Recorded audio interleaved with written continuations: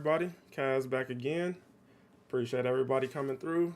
What's today? Reset day. Yeah, today is actually reset day. As you can tell from the thumbnail and the title, we're going to be talking about some of the more recent issues within the Avengers community and, what's kind of been going on with the game since its most recent update.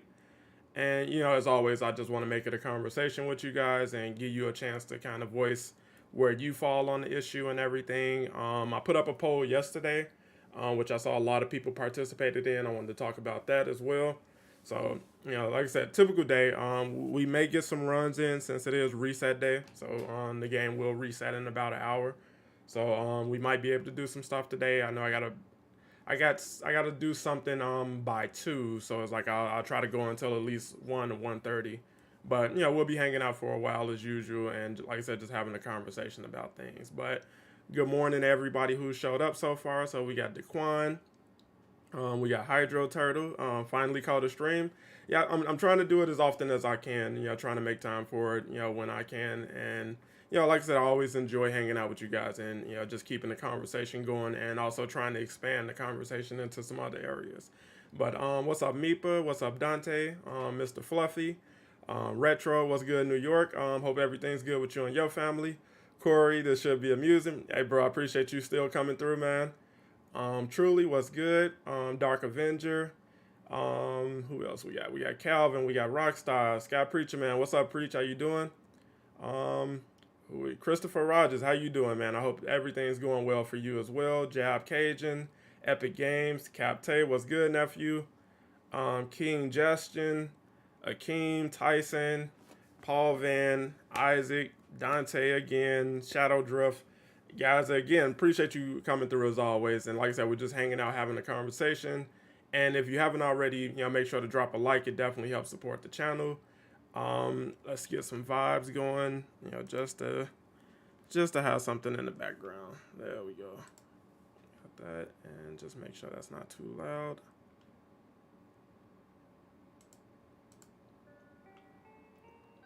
Okay, that should be good. Let me check. Just checking the levels. Yeah, that's maybe a bit high. That should be good. And switch this over to this audio.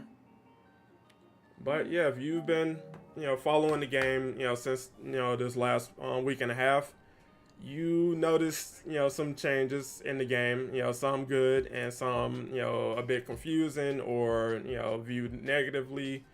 And as always, that's the duality of Avengers in general. So it's like you got the good, you got the bad, and, we're left, trying to figure it all out on the back end. So, the Traversal update, we got part of it, in the last update that we just got. Where am I going? So they rolled out part of it, I want to say. So you got new it's not really new, that they made some tweaks and changes. So they tweaked how characters run around, how like their speed, their base speeds. The Hulk, he jumps around a lot higher and everything now. But that's just a part of it. They're going to be rolling out more changes in the final update on that end. Did you see the 3 new skins for Bucky? Yeah, we checked those out live on stream the day that the update went live. But, for anybody just popping in, I can show you those as well.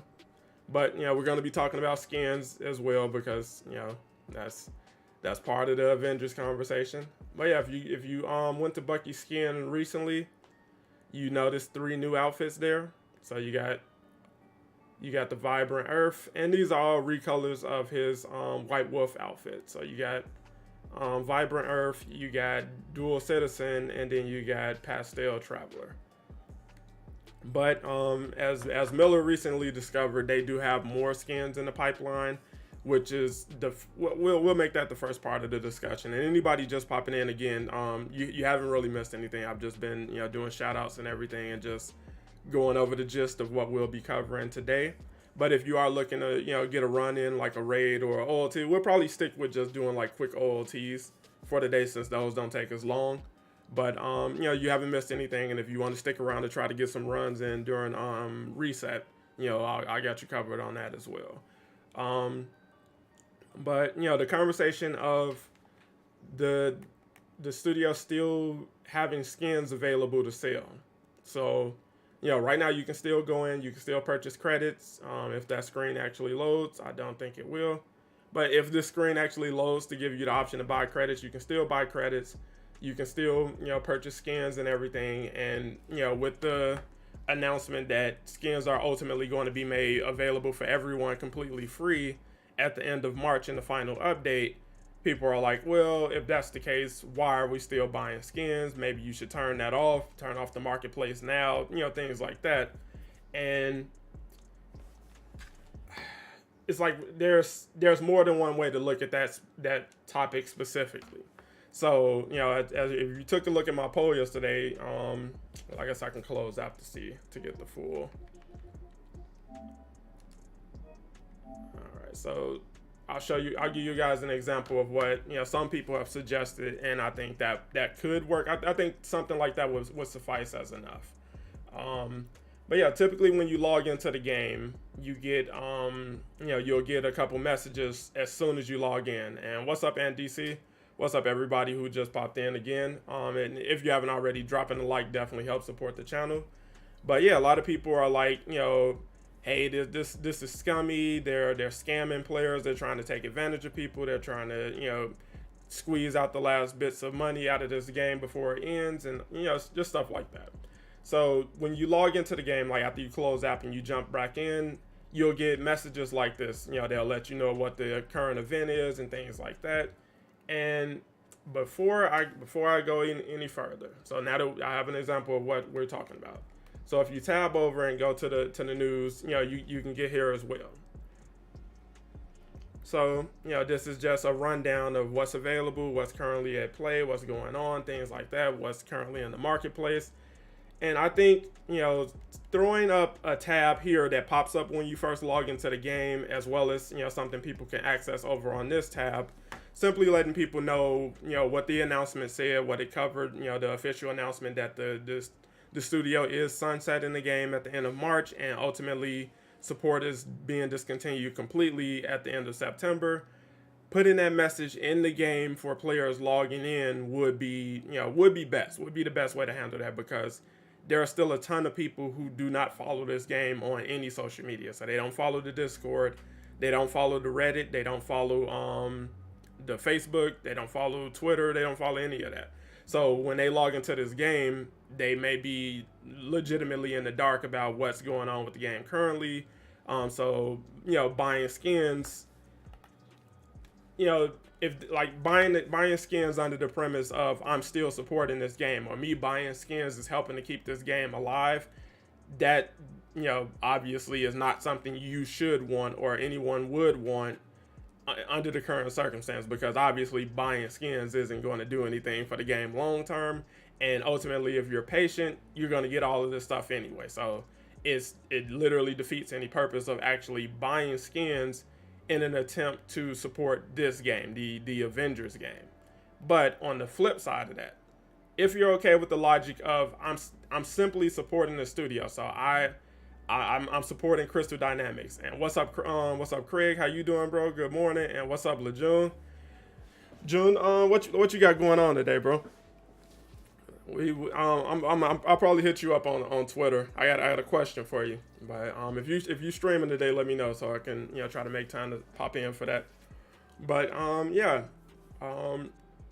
if you're just okay with the idea of supporting Crystal Dynamics, because they are working on other IPs like Tomb Raider and the Perfect Dark game, and like they got, I think they're planning to bring back like Legacy of Kain. So it's like the studio itself is still going to be around, and if that's what you want to support, fine. Again, if you just want this right now, so it's like, hey, I really like this Hawkeye skin, and I don't want to wait until the end of March. I want this right now, and I don't care where that money goes. I don't care about supporting Avengers or things like that. Again, that's fair. Like you should have the option to do that if you want to. So that's why I say it's more of a nuanced conversation than simply, hey, they're scummy, but because they're still allowing people to pay for things in this game that's ultimately dying. Because again, if people want to buy those things, they should have the option to buy those things. And calling the company scummy who's giving you all of this stuff for free anyway, and has vocalized that while also, giving you the choice. So if you want it now, you have the option to get it now. If you want to wait, you're going to get it either way, however you choose to go about it. But again, it's a nuanced conversation. So I understand both sides, and I know a lot of people are simply, upset because the game is ending. They're like, hey, this game didn't do what I wanted it to do. I didn't want it to be a live service anyway. They made all the wrong decisions, this, that, and the other. And it's like, again, I understand, what's fueling that conversation as well.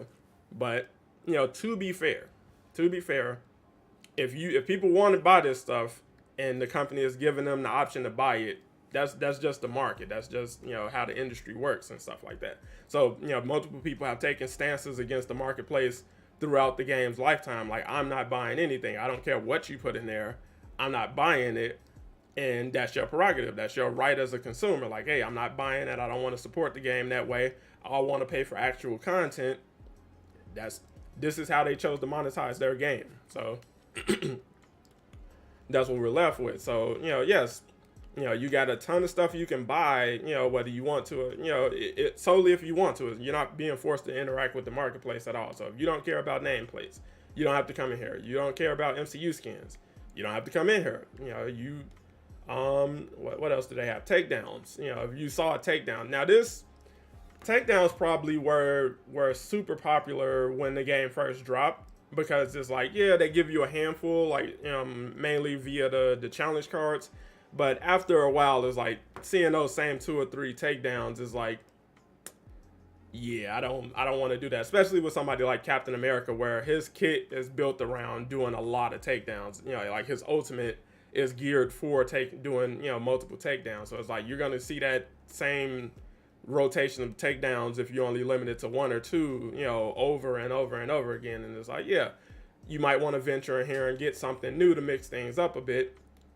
And they gave you quite a few options. So it's like, again, seeing value in something like that, it's like, I get it. But if you're like, hey, I don't want to spend any money on anything in this game, you've had that choice the entire time.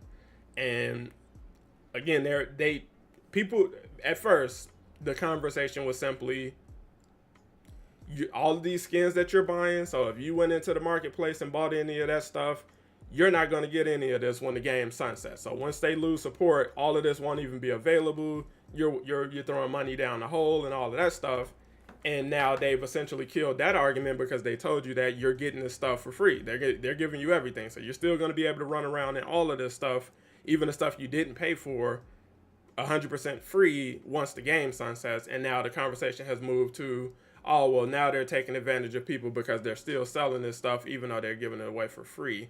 And it's like they've done that the entire time as well. So it's like they sell, skins on the marketplace. So I can give you an example of several skins that you pay for that you can now get for free, or you've gotten for free, and again, you're going to get it for free again, or you're going to have the opportunity to get it for free again. So this skin right here, this was probably one of their best sellers when the game dropped, but they made it available for free just for logging into the game. You go into the marketplace and you pick this up for free if you didn't purchase it already. And if you paid for it, I get it. I don't demonize the company for that, and I'm not mad that someone else got it for free because I purchased the skin. So it's like when it dropped, I debated on it a bit, and it was like, yeah, ultimately looking at it, it's like, yeah, I would like this. I was rocking this one primarily for a while. So it's like me paying for it because I wanted it has no bearing on, the company deciding ultimately, hey, you know what, we made a decent amount of money off of this, and we're still making good money off the skins. And the fact that people still showing up playing this game despite its flaws, let's throw them a bone. So hey, that MCU skin that you might have missed out on and everything, here's an opportunity to get it 100% free. So it's like they've been doing this stuff the entire time. So to call them scummy for it now is like, that's crazy. But yeah, there will always be there will always be complainers in every situation. Some people let it complain, and it's like, I get it. It's just, are you making a bad faith argument is ultimately what I'm saying, because this isn't something that they haven't done before. You get what I'm saying? So again, if you prefer their focus be on other things, so it's like instead of giving us skins or making new skins or promoting skins, spend some time focusing on some of the bugs. So like the health bug that's still there, or people falling through maps, or the raid, network issues and things like that. Is like, I get that, but they've showed you who they were and what they're doing the entire time. Ultimately, is what I'm saying. So nothing's changed. They're just doing what they've always done. They're just doing it on a bigger scale. So it's like, hey, we're not going to be here after September. Here's everything. You get what I'm saying? So Miller, he recently, let me pull those up for you guys. Miller did some data mining and he found some things, in the files that he shared with everybody. At a news source. Okay. One sec.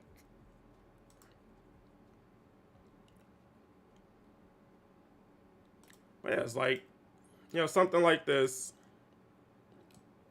is in the pipeline. They're rolling this out. Something that people have been asking for 4 years. 4 years. Like, people asked for this the second they saw Hawkeye with his in-game skin. They like, bro, what is that? Why is he bald? Give him some hair. Give him one of the other hairs from one of his other costumes. Where we go? The hair that he has on this skin, people were like, just do that on the in-game skin. Like, we get it. You struggle with hair. That's fine. We'll forgive that. You have this same hair on multiple skins, and we didn't even have all of this at the time. But it's like you had this. So they're like, hey, take that and just put that on this. That's literally all we want. All you have to do is take the hair from another model and put it on here. And it's like, hey, the game is wrapping up. We don't have much else to work on right now. Let's focus on some of the stuff that they did ask for. This is why you got the Traversal update now instead of a year or two ago, which again, frustrating. 100% frustrating, because it's like, it seems like a simplistic change. So it's like, what was the holdup? What was the problem with rolling something like that out when we were initially asking for it? And I don't have any answers on that. I don't have a satisfying answer for why you're just now getting the Traversal update instead of the first week, or after like a couple months after launch or something like that. Something like that seemed like a very simplistic change. Like, you're just speeding people up and making them jump a little higher, little tweaks and changes. You're not going in reworking things. But some of the stuff that they're going to be rolling out next is a little more complicated, and them saying that we don't have the time while trying to crank out what's next, as far as content, is like, we were trying to be understandable about that. But they're giving you the stuff that you asked for, and now the conversation is it too late? Is it pointless? Is it better late than never? However you choose to feel about it is how you choose to feel about it. And let me see, I think I can switch over to Hulk to show you what I'm talking about now. So the next part of this issue. So these ISOs, when you scale them up, your stats don't increase. So you can see where it says 73, it went up from like 64 to 73s across the board, and that's intentional. So it's like, where we thought something like that was, give me one sec, get that out of the way. So where we thought something like that was a accident or a bug, some of that was intended. They intentionally made it where your ISOs like this will not scale up. They're not going to raise your stats. You're not going to get crazy damage numbers or anything like that from something like this. So the exotics, if you can scale those up to 175, and that'll do just fine. But epic, what's the legendary? Do I even have any legendaries? But yeah, unless it's an exotic or a legendary, you're not gonna get anything. You're not gonna see any stat increase or anything like that from this. And it's like, what are you doing? I get it. I 100% get that, and it's like, that's a valid question, and that's been a question the entire time with this game, because it's like, what is the thought process behind that? The game is over. What are we balancing? What are we, like, time gating doesn't make any sense at this point. Making tweaks and changes or patching cheeses and things like that. that shouldn't matter much at this point because it's over. So it's like, if you knew the game was ending, I've seen people make that argument. Like, if you knew the game was ending, you could have left the Bucky cheese alone. You could have did this. You could have left Bifrost alone and all of that stuff. And it's like, to play devil's advocate, people are still going to be playing the game. So it's like, some making stuff, work as intended to some degree. I understand. So like the Bucky cheese, it was ridiculous. Like the unlimited Bifrost, that's ridiculous. It's straight ridiculous. You get what I'm saying? Doing the Bifrost infinitely is crazy. And it's like, but I also understand the argument of who cares? Like, it doesn't matter. Like, I'm not doing it infinitely against another player and, saying that's ruining other people's experience and stuff. It's like, there's a bit of a debate to be had there. But, ultimately, they felt strongly enough about it to take it out of there and be like, hey, that's not how we want people playing the game. And it's like, I guess so. I get it. But this is weird. This is weird. I don't know who Uncle Sadat is. I'm not Uncle Sadat. I've never heard anybody call Sadat Uncle, but hey. But what's up, Q Mr. Rage? What's up? Like I said, what's up, everybody who's just popping in?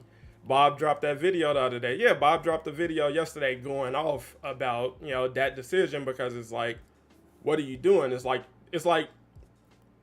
that would be like insisting that someone keeps mopping the floor, like the janitor on the Titanic. The ship is going down. We've hit the iceberg already. We're down. You get what I'm saying? The lifeboats are coming. That's it. The Titanic is over. It's going down. It's just how long until we reach the bottom, like, or we're on the descent to the bottom. But you're like, hey, you're still a janitor, buddy. Mop the decks. And it's like, bro, like what why? why would you insist that I keep doing this when it really don't matter, bro? The whole deck is going underwater. Like, why does it matter? So it's like, I get it. I understand that frustration, and you have to question, do the developers get it?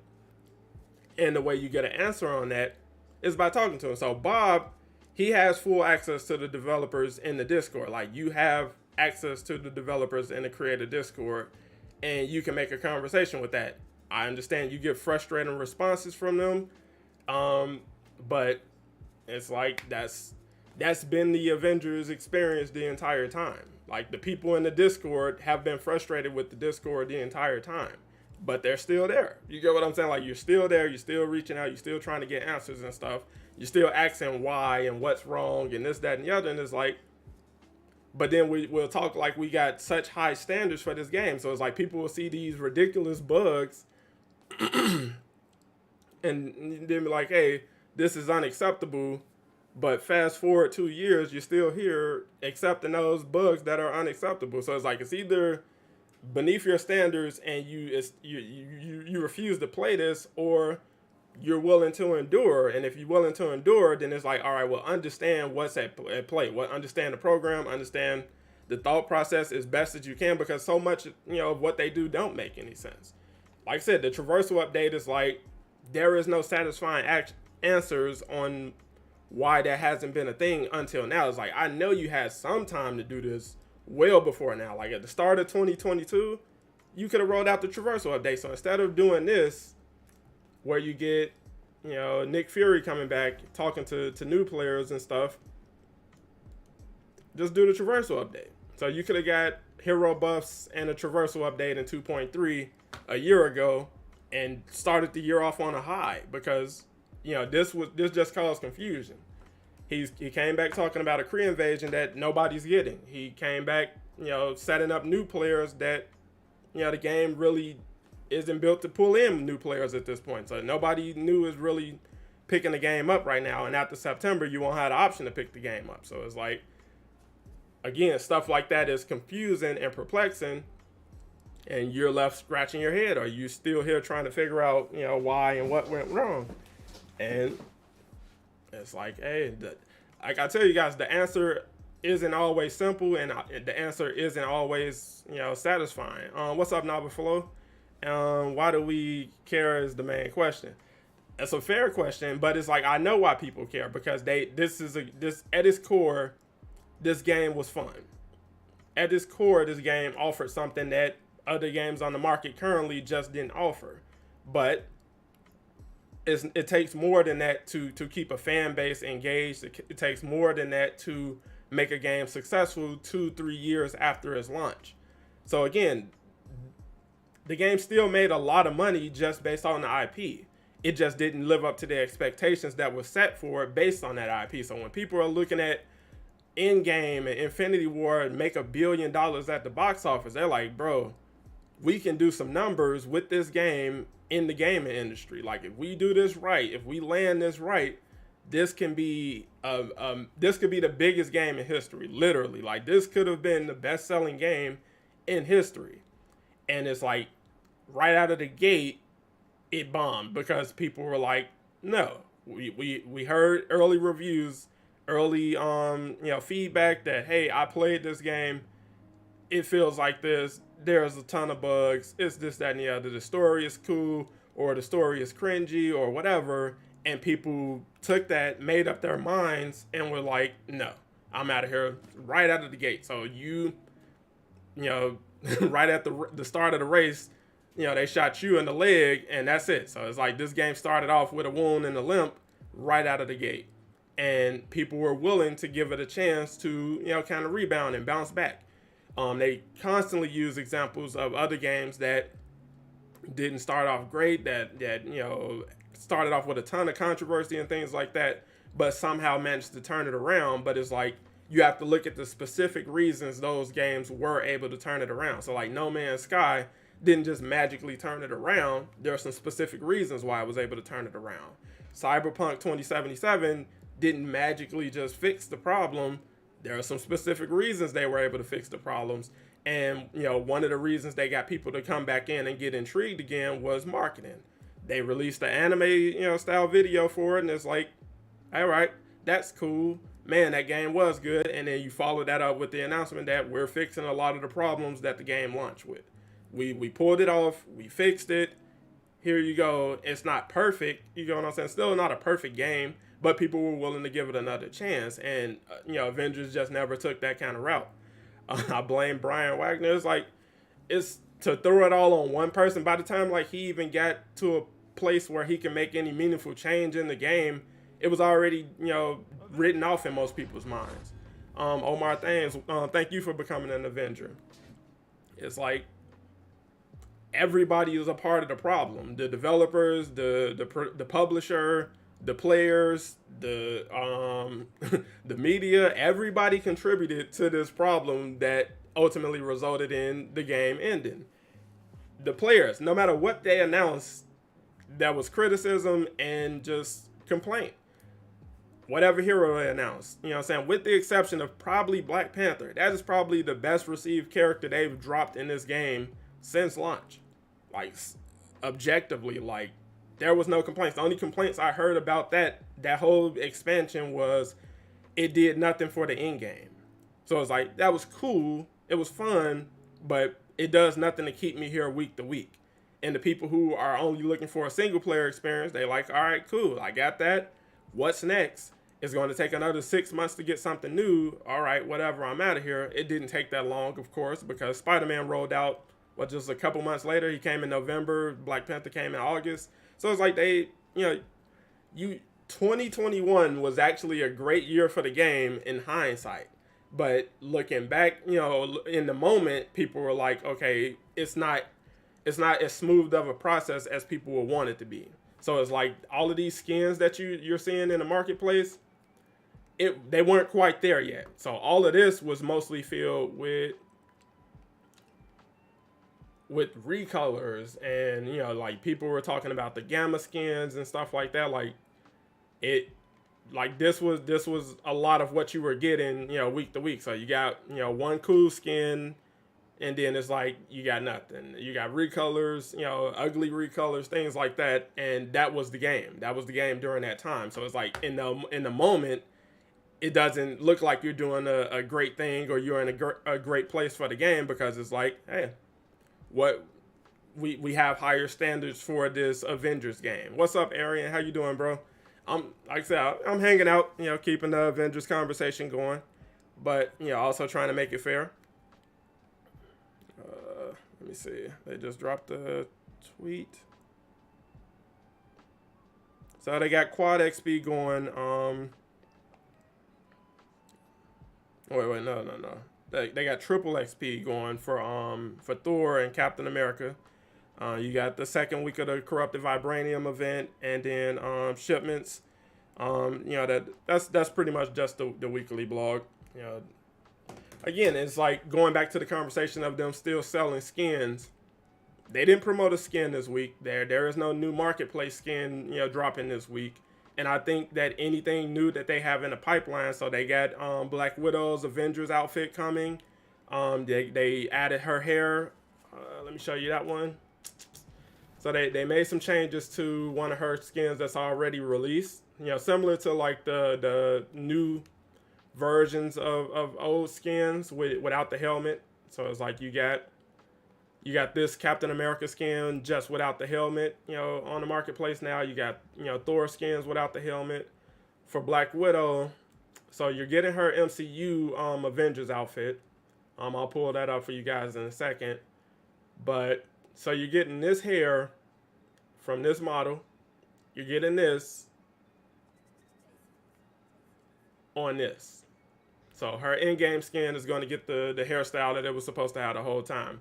Let me see. Let me pull it up just to be sure.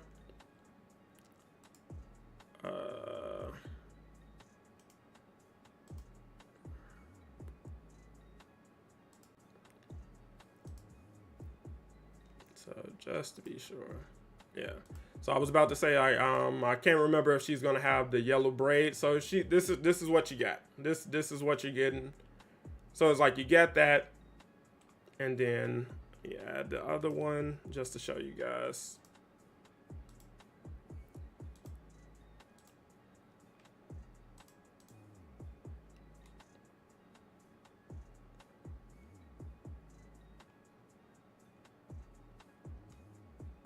Okay, I gotta go and grab that one.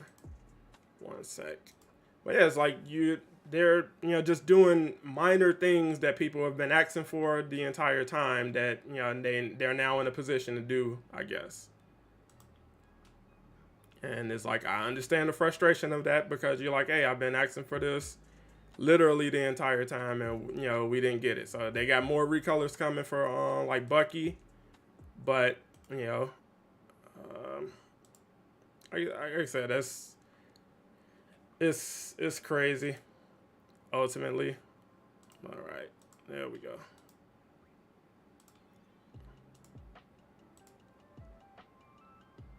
So there you go. This is the other skin that you're getting.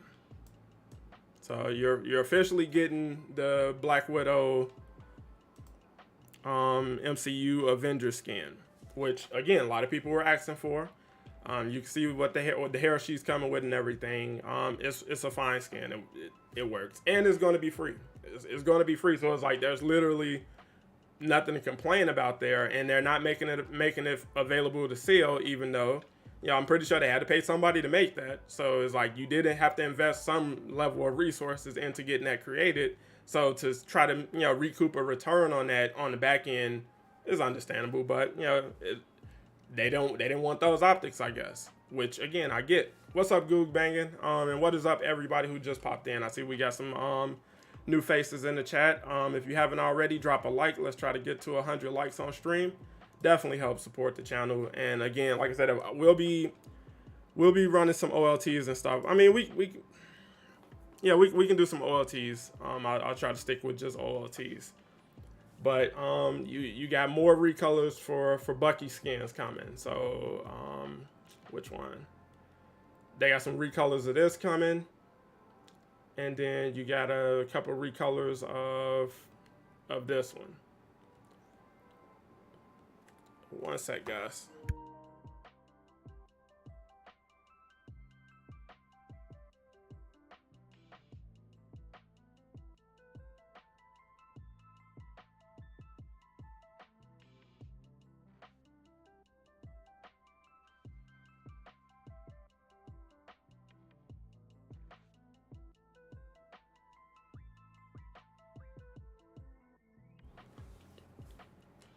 But yeah, it's like You know, you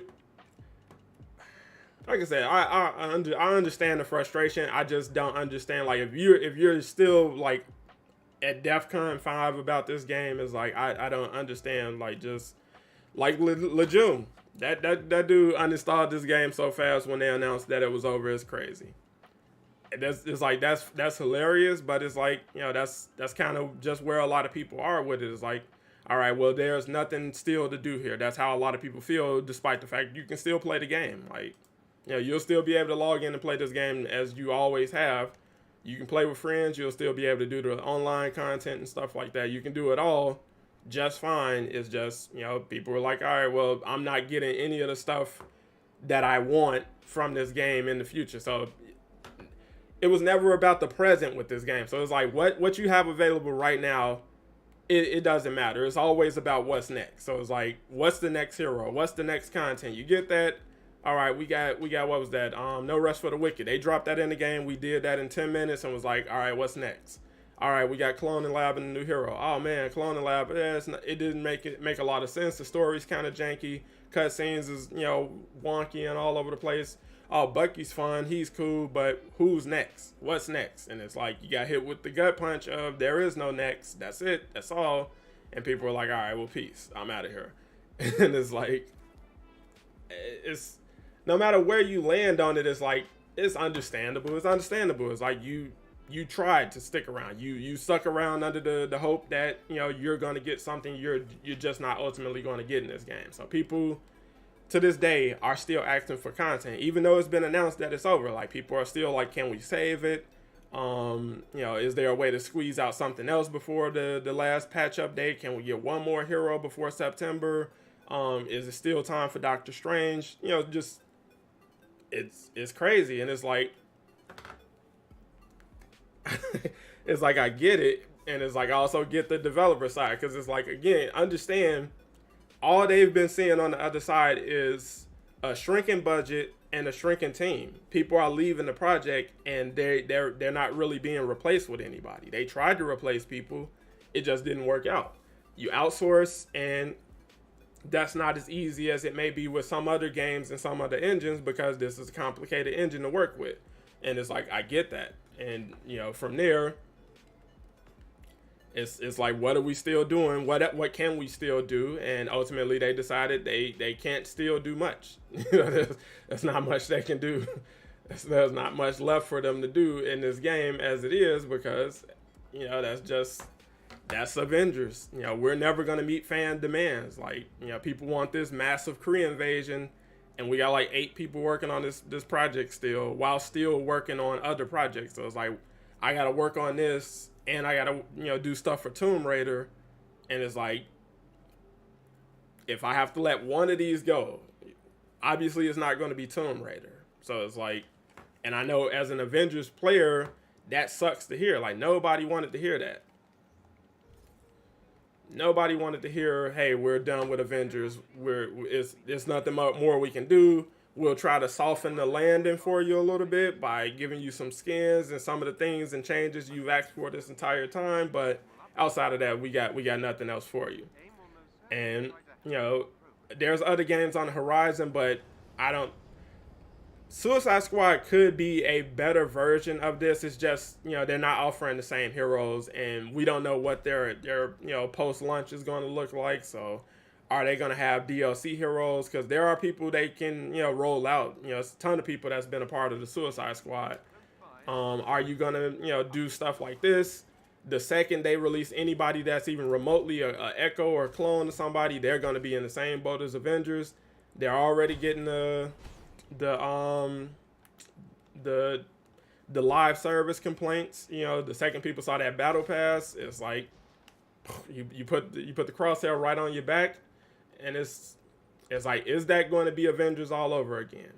Because it's like, if you didn't really plan for what the kind of game that you're promoting and designing, you literally will be in the same boat. You're going to be here again, except you're going to be here a lot faster. So you're not going to be able to squeeze out 3 years out of Suicide Squad if people see the same stuff happening with Avengers in your game. Like, people are like, we literally just did this. Like,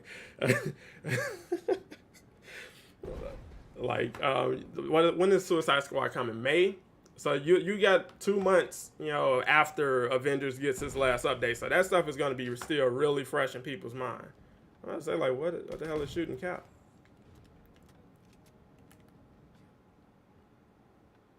But that's just the nature of the beast at this point. And it's like you really have to plan. You really have to plan for what you're doing and what you want to do. So it's like when you slap live service on the game, one, you're gonna disappoint people right out of the bat. Like that has been crystal clear. I don't think anybody should be unclear on knowing that if we announce or we choose to make this game a live service game, we're gonna alienate a certain portion of the player base because people genuinely just don't want that. Can Square still make a third Marvel game like they intended or no? That goes back to licensing. I don't think they have any intention of doing that. Like I think after Avengers went left for them, I don't think they have any interest in doing that. There was rumor that they were planning to do an X-Men game to follow up Avengers, but clearly too much went wrong with Avengers, and I don't think they really understand what exactly they did wrong. Like the blame is being placed all over the place and in other places except for where it really kind of needs to fall. And if that's your takeaway, that means you're opening yourself up to do this all over again because you never understood what the problem was at the initial release of this one. So it's like you're definitely going to do something like that again, and I think at the very least they understand that. So they're like, it's not worth the risk, it's not worth the investment, it's not worth the time, it's not worth the negative press. Let's just let this alone. Let's stop this while we're ahead and just go from there.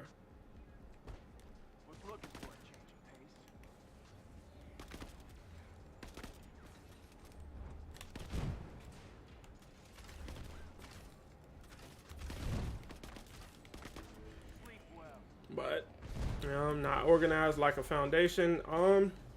Like I said, it really, like that first year. That's why I said the first year that they came out. You got 3 heroes in 2021. You got what we got an OLT, we got a raid, we got the Monica villain sector. You got 2 operations and a hero event. Like they got a lot of stuff out in 2021, especially compared to 2022. And it's like that's what I was saying. Like it's like halfway through 2022 when I realized they really just don't even have the time to get out as much content as they would need to even match what they did in 2021. It's like, okay, well, yeah, this is clearly a sinking ship. Like this, you can't do that again. Like this can't be the standard going forward. You get what I'm saying? So it's like you did all of this. Like look back at all the roadmaps that you got for 2021.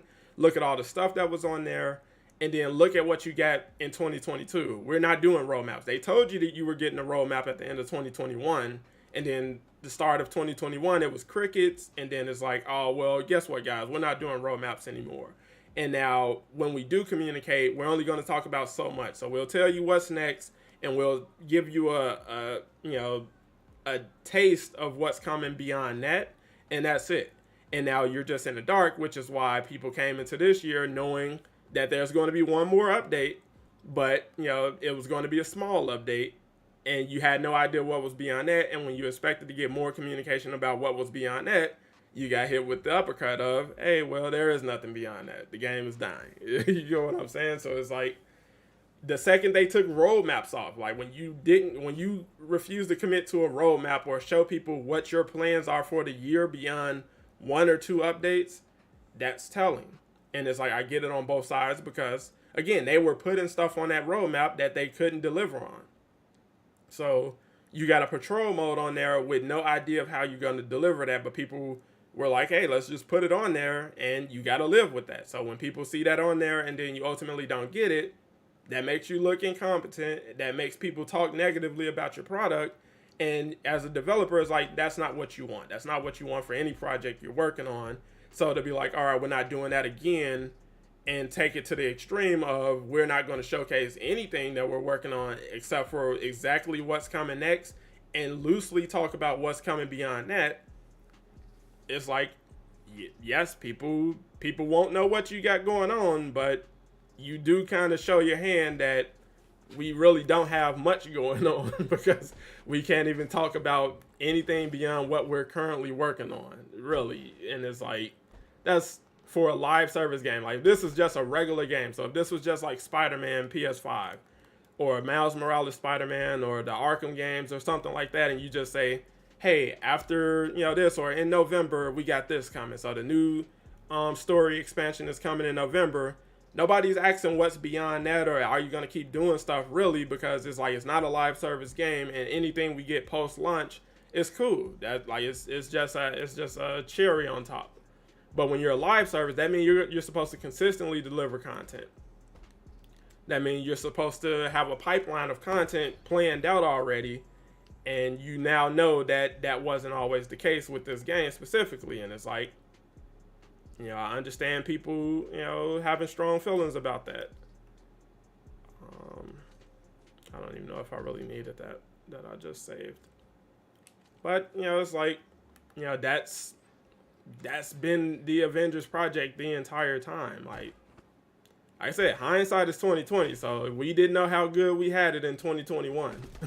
You got multiple heroes, multiple content, and that's all the stuff they were working on, beyond before the game even launched. So Black Panther, Hawkeye, all of that stuff was already in the pipeline. All of that stuff was already in development before you even saw, the game, before you got to the actual game on shelves in stores and on, PlayStation Digital and anything like that. Before you even got there, that stuff was already, being developed. So War for Wakanda was already on the way well before that. And it's like, they were able to, kind of maneuver things around, on Dionysus with the sub. Thank you for becoming an Avenger. Did they only release a new character? Well, they released several characters. I can close out of this because I'm literally just running around. But so you got 6 characters at launch. I can show you exactly who you got. So when the game dropped, you got Captain America, you got Black Widow, you got Thor, you got Iron Man, you got Kamala, who was the game's main protagonist during the campaign, and you got the Hulk. And with the promise of more characters coming beyond that. So if you were on PlayStation, you were promised you're going to get Spider-Man, which they had to deliver on that. And then, they told you, hey, Kate Bishop is going to be the first DLC character. And she came, what was that, like a month or two after the game dropped? And then after her, it's like, all right, well, her operation is tied to Hawkeye's operation, so you're going to get him next. Both of their stories are intertwined. So you got 2 new characters not long after launch, because he came in, March or February? I feel like he came in I feel like news about him came in February, and he came either at the end of February or March, one of the two. And then beyond that, you knew you were getting, Black Panther. And of course, like I said, we ultimately got Spider-Man at the end of 2021 with the raid. And in between all of that, they gave you more content. They gave you more stuff to do. They mixed around some of the missions and things like that. So, you had, more content rolling out post-launch. So you got, mega hives, you got vaults and all of this stuff to do. You just got this. This is one of the more recent updates. The Omega level threat cloning lab and No Rest for the Wicked. But you got, the family reunion OLT in 2021. So this mission just comes from Kate's operation, but it's a boss fight, and it's a harder boss fight now that it's multiplayer. And it's like, that's stuff like that should have been the vision the entire time. So repurposing Cloning Lab as another boss fight for MODOK should have either been the original vision for this, because originally they didn't have any plans to make MODOK a boss fight outside of the campaign. Like, he wasn't originally designed for multiplayer or anything like that. And that raises questions. It's like, why not? It's like, especially at that time, it's like we really didn't have much to do. Like you got, like when the game first launched, like you got Taskmaster. He wasn't in this wasteland. The wasteland wasn't even a thing yet. You got Taskmaster. You got Abomination. I want to say that was it. Those were your villains you fight outside of the campaign. And then when they dropped Last Avenger Standing, when they dropped this, this Hive, you got Monica. So it's like you got 3 bosses outside of the campaign. You got, inside the campaign, you got 4 boss fights. So you got Taskmaster first, you got Abomination, you got Monica, and then you fight MODOK at the end of the campaign. So it's like if for a game where you're supposed to play this, you have the option to play this every day, every week, you're expecting more. You're expecting a lot more than that. And then they rolled out the Future Imperfect. You got the Wastelands and stuff like that, which introduced Maestro as a boss. And it's like, he's in the same vein as Abomination essentially. And then you started getting these, the Warbot boss fight. So you got the ground Warbot, and then you got the Warbot that's in the air. And it's like, it's something to do. It works for the game as it is, I guess, but I think it would have been a lot more beneficial to have smaller villains ready to go right out of the gate. So it's like, you can justify having somebody like Crimson Dynamo in this game. You get what I'm saying? You can justify having somebody like Whirlwind in this game. You can justify having people like I'm about to call this man the Abomination Man, but that is not his name. Victor Creel. What is his name? What is Victor Creel's name? Man, I am blanking. But a villain like that, you get what I'm saying? A villain like that is crazy. Absorbing Man. I couldn't think of Absorbing at all. Not Abomination Man, Absorbing Man. I was on the cusp of it. It was like, what is this dude's name? But it's like, yeah, you can do having somebody like that ready to roll right after lunch. So it's like you go out of this, like, we can go back all the way to the main screen, because once you finish the campaign, they emphasize that the game isn't done. So, once you finish up the Reassemble campaign, now the Avengers are all back together. Everybody's back, assembled and everything, and the world still needs saving. Now the Avengers go into the world. So the Marvel's Avengers that you just assembled or reassembled in the campaign have to protect the Marvel world now. That should have been the premise. And you load up into this, you got 6 heroes right out of the gate with more heroes coming because the fight never ends. And it's like, hey, on the Eastern Seaboard, you got, Whirlwind. He just robbed a bank or something like that. Or the Absorbing Man is in Utah. The army is pursuing him. You can throw in the army. Hey, the army still views the Avengers as criminals, and they want to come after the Hulk. So General Ross is leading the charge against the Hulk. And it's like, hey,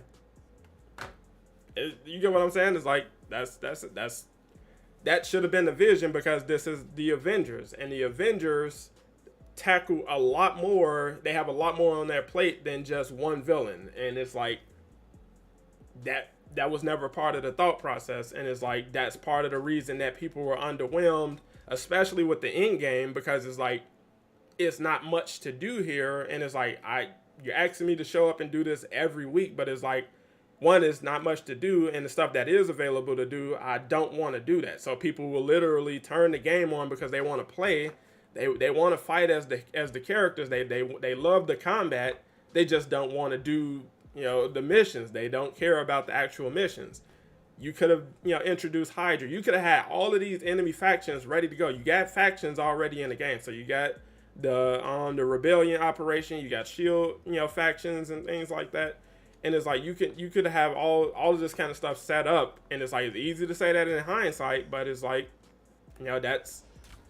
this is the plan. And this is why I tell you guys, like, when I wanted to play the game, I would come in here, I would turn on some music, put it on hard, fill up the Homeroom with as many enemies as I can, and just go from there. Having enemy bosses in the Homeroom, so like I can select these bosses at will and fight them at will solo.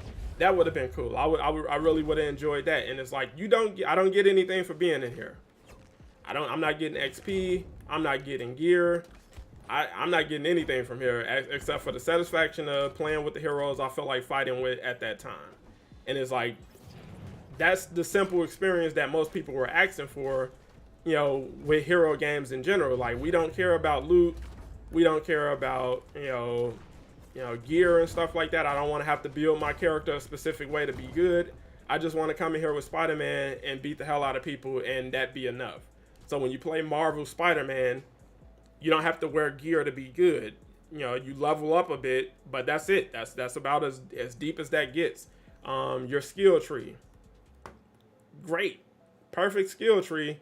You took it a step further with the mastery skills, and then they introduced the champion system, which of course was met with the realization that some of this stuff doesn't do what you want it to do, or is not as good as it may sound on paper. So most people don't bother with it. Most people don't care. The major exotics or major artifacts, you could have had a few more of these in the pipeline, a few more of these ready to roll out, and that's something you could have focused on. That's something you could have delivered on. They planned for loadouts, but had no real way of delivering loadouts. And it's like, I understand how that's embarrassing. So someone decided to push go on that and getting that included in the new UI, but it's blinking, drawing your attention to it, so you're never gonna forget it's up there. You get what I'm saying? You're always gonna be reminded that you can go over here and do nothing. And it's like, that's embarrassing. I wouldn't want that as a developer. It's like, no, I wouldn't be proud of that. I wouldn't have, wanted that to be, something we signed off on or anything like that. But it's like, yeah, you come in here, you can just, select whatever you got available and just, do your thing. So, turn on some music. I turn on all kind of like the MVC 3 Marvel vs. Capcom things. Like, I come in here with that stuff. I play a lot of like I said, I come in here and vibe, because that's just the experience. Like, when I just feel like playing the game and I just want to fight stuff, that's the experience I'm looking for. And being able to come in here with a couple members of the strike team would be better. So it's like, I don't want a full strike team. Maybe I just want Iron Man with me, or maybe I just want Captain America with me. Having the option to do that would have been cool. And it's like, where in development do you figure all of this stuff out? So where in the development process did they figure out the Homeroom, what it's going to do, what it's not going to do, things like that? It's like, was it far too late? You get what I'm saying? It's like, we don't know. It's not going to be like a super documentary telling everything that went wrong with this project, or it may be, because I feel like it's enough interest there. Like, people clearly are looking for it, and several developers are cool with talking to Miller about that stuff. So it's like, you never know. But even then, it's like, I feel like you're gonna get more confused than understanding, from any of that stuff that was going on, because that's just the nature of this game. But like I said, as it is, still being able to do this, okay, they don't have anything else coming for this game. Cool. But I can still come in here and do this when I feel like it. You know what I'm saying? I can still, set up a raid if I feel like it. For the few people that's still going to have this game a year from now, we'll still be able to play it and enjoy it. And I would suggest, if you haven't already, if you don't already own this game on, like a physical copy of this game, pick it up for cheap. And just, because this game is going to be, it's probably going to be worth some money in a couple years, just because of how rare it is. Because one, they won't be able to sell it again.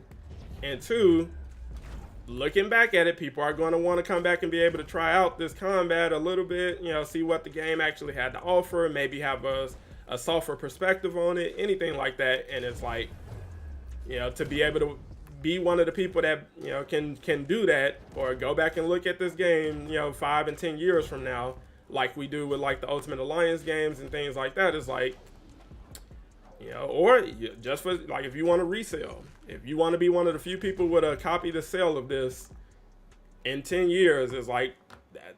You might see a big return on that. NFTs, don't do the NFTs. Don't You never want to go NFT.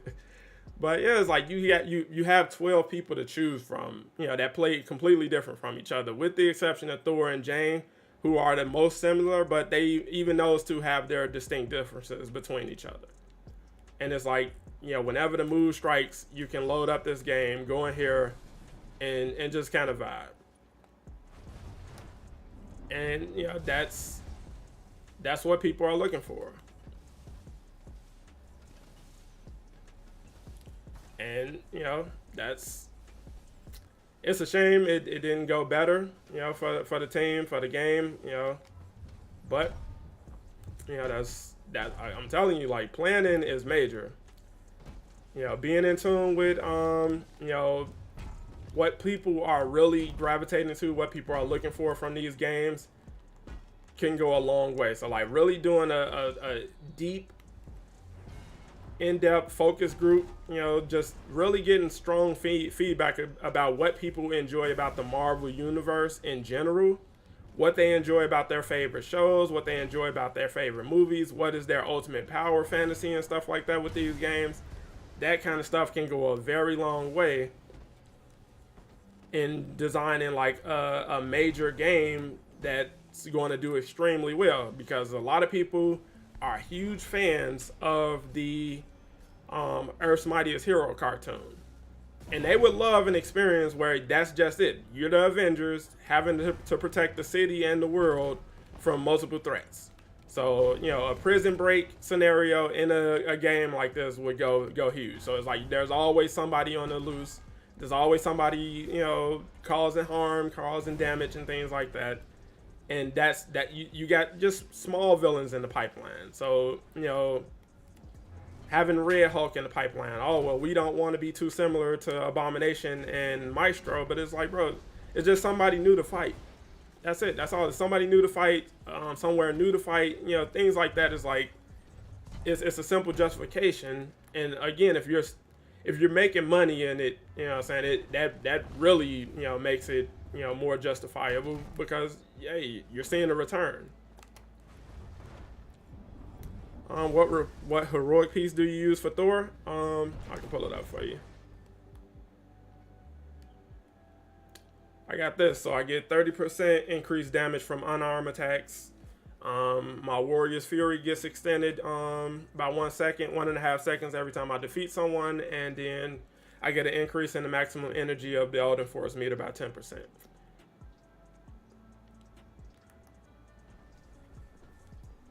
But yeah, it's like this. People were looking for so much more from this game, and I don't think they realized that until the game was out, and it was far too late to change, anything major about it. So people, being, super disappointed in what the game was offering as it is, it's like, it's what can we do now? Because it's like operations. We didn't have another operation after War for Wakanda in the pipeline, and if we started one now, we're not going to get that out for another year. So it's like we can't do that. You get what I'm saying? And it's like, on top of that, we didn't make any money from that. So it's like we definitely can't justify that. And it's like it's far too late in the development process to change something like that. So it's easy to say, well, just do more of this, but it's like that's not always an easy answer, especially when you've already started off wrong.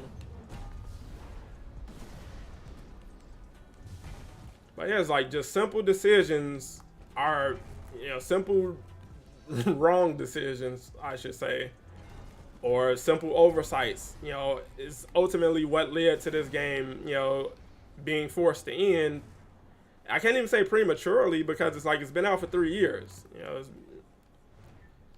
It's not a premature end, and it's like to have so many people still invested in it and still looking for more content, because if they found a way to save this game, or be like, what, we got a new investor, or anything, whatever, somebody threw them a Hail Mary and they figured some stuff out, people would celebrate that. People would be still invested. Lejeune would probably re-download this. You get what I'm saying? It's like people are still willing to play this game, and it's like that in and of itself shows what you had on your hands. You know, as much problems as this game had, as defeated as people have felt with this game so many times, they are still willing to give it a chance. They're still willing to root for a comeback and all of that stuff. And it's like, to see all of that go to waste is disappointing, no matter what side of the fence you're on. So it's like, hey, if you're still hanging around just to criticize every bug, the fact that you're investing enough to still be doing that for this game specifically 3 years after launch is like, that says more about, you know, how much you actually do like this game. Because I promise you, that is not the norm. Still sticking around making fun of a game for bugs 3 years after it came out is not the norm. It just isn't. You know, so many people celebrating, you know, this game dying. You know, oh, see guys, I was right. I said this for 3 years and it finally happened. That doesn't happen with any other game. There's no other game on the market where you're seeing that. You get what I'm saying? It's just like, you're only validating what people have been saying. Like, it's crazy. And like I said, the fact that people still having that conversation and still want to have that conversation is crazy. The fact that people still want stuff in this game, despite, you know, its problems. Like, you know, oh, well, we can only do clones. We can only do this. We can only do that. And people are still like, well, just give me Doctor Strange. Give me Captain Marvel. Give me War Machine. Give me Vision. Give me Ultron. You know, give me something. It's like, is the game really that bad then? If people are still, you know, looking for stuff this far into the life cycle. A lot of the problems are still there. Health problems, you know, still there. Bugs, disconnect issues, all of that stuff is still there. But so is the community. Like, people are still there checking for it.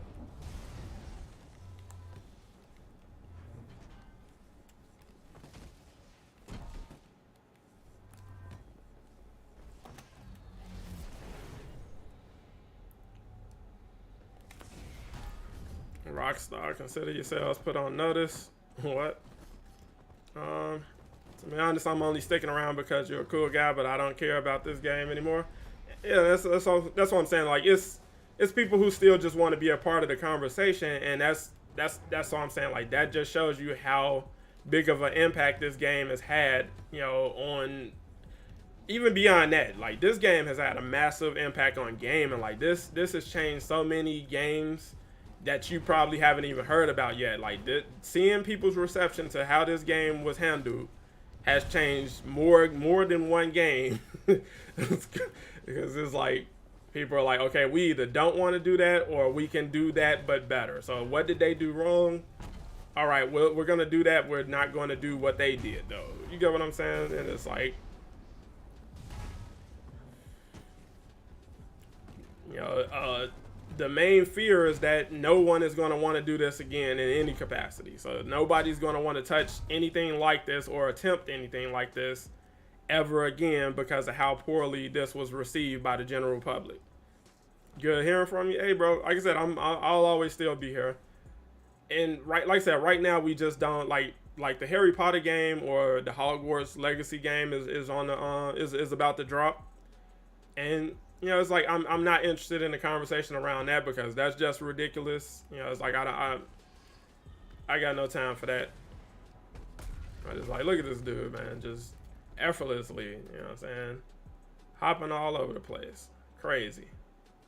And it's like, this is what people wanted right out of the gate, but you know that it wasn't in the cards, or you know, like I said, we don't know. We literally just don't know. It doesn't make any sense, and it's like, that's the game. That is Avengers in a nutshell. But if anybody wants to run, I can set up a strike team. We can get some runs in. I just see reset hit.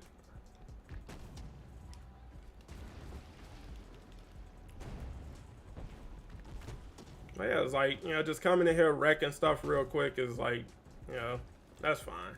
And like I said, the people who are coming from like Marvel Heroes, like where you completely got played, is like, at the very least, you should be able to see like the silver lining and still, at the very least, being able to play this once it's over. Like, because everything you bought, everything you did in Marvel Heroes is gone. So it's like that whole thing.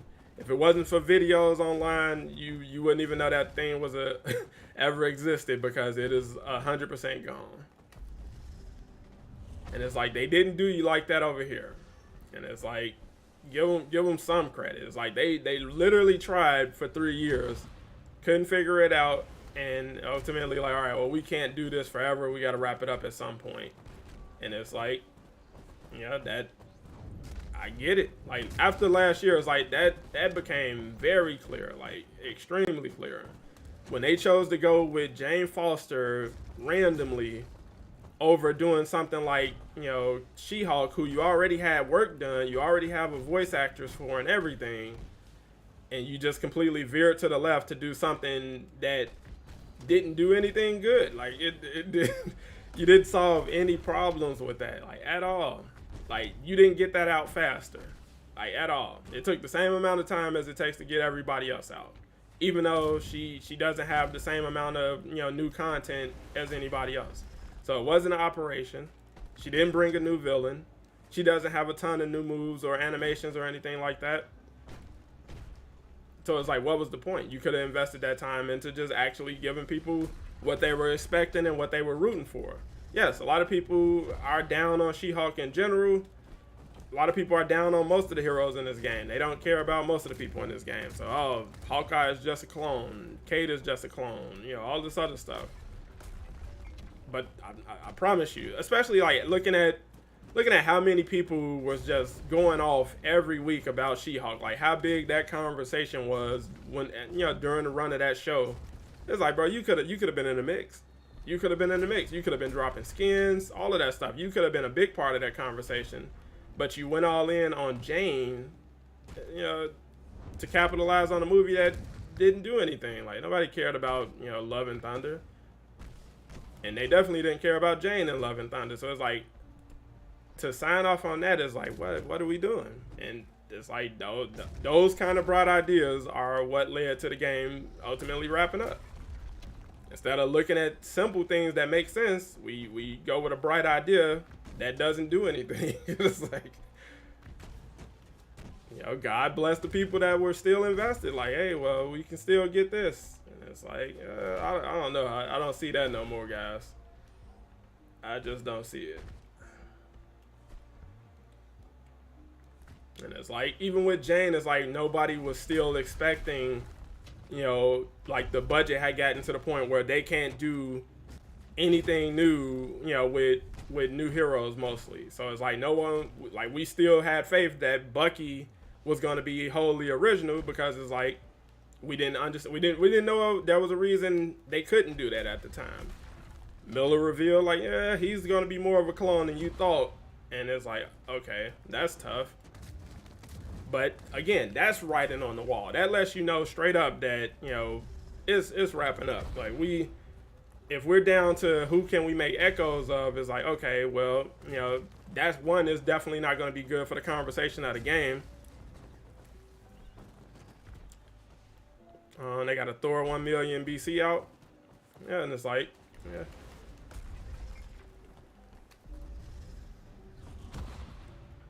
Like, objectively, like I said, objectively, if we're sunsetting the game, how do we do this right? So giving everybody skins is the right way to go. You know what I'm saying? Especially once the game loses support. But I promise you, I would have done everything in my power to open the door for an Avengers 2 in a few years. But we're leaving the door open for that in this game. So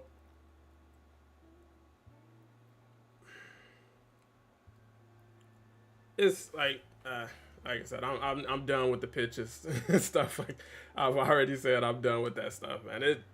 It's just crazy. Like, okay, that's your Amazon Prime gaming outfit for the month. I already got that. You got Thor triple XP and Captain America triple XP. Let's see what's going on in the marketplace. I feel like if we had more missions like 8A, the game would have been perfect. Yeah, bringing more missions like 8A, to the table definitely would have been well received. But you know, you got to plan for that stuff. You can't, randomly do that kind of stuff on the fly.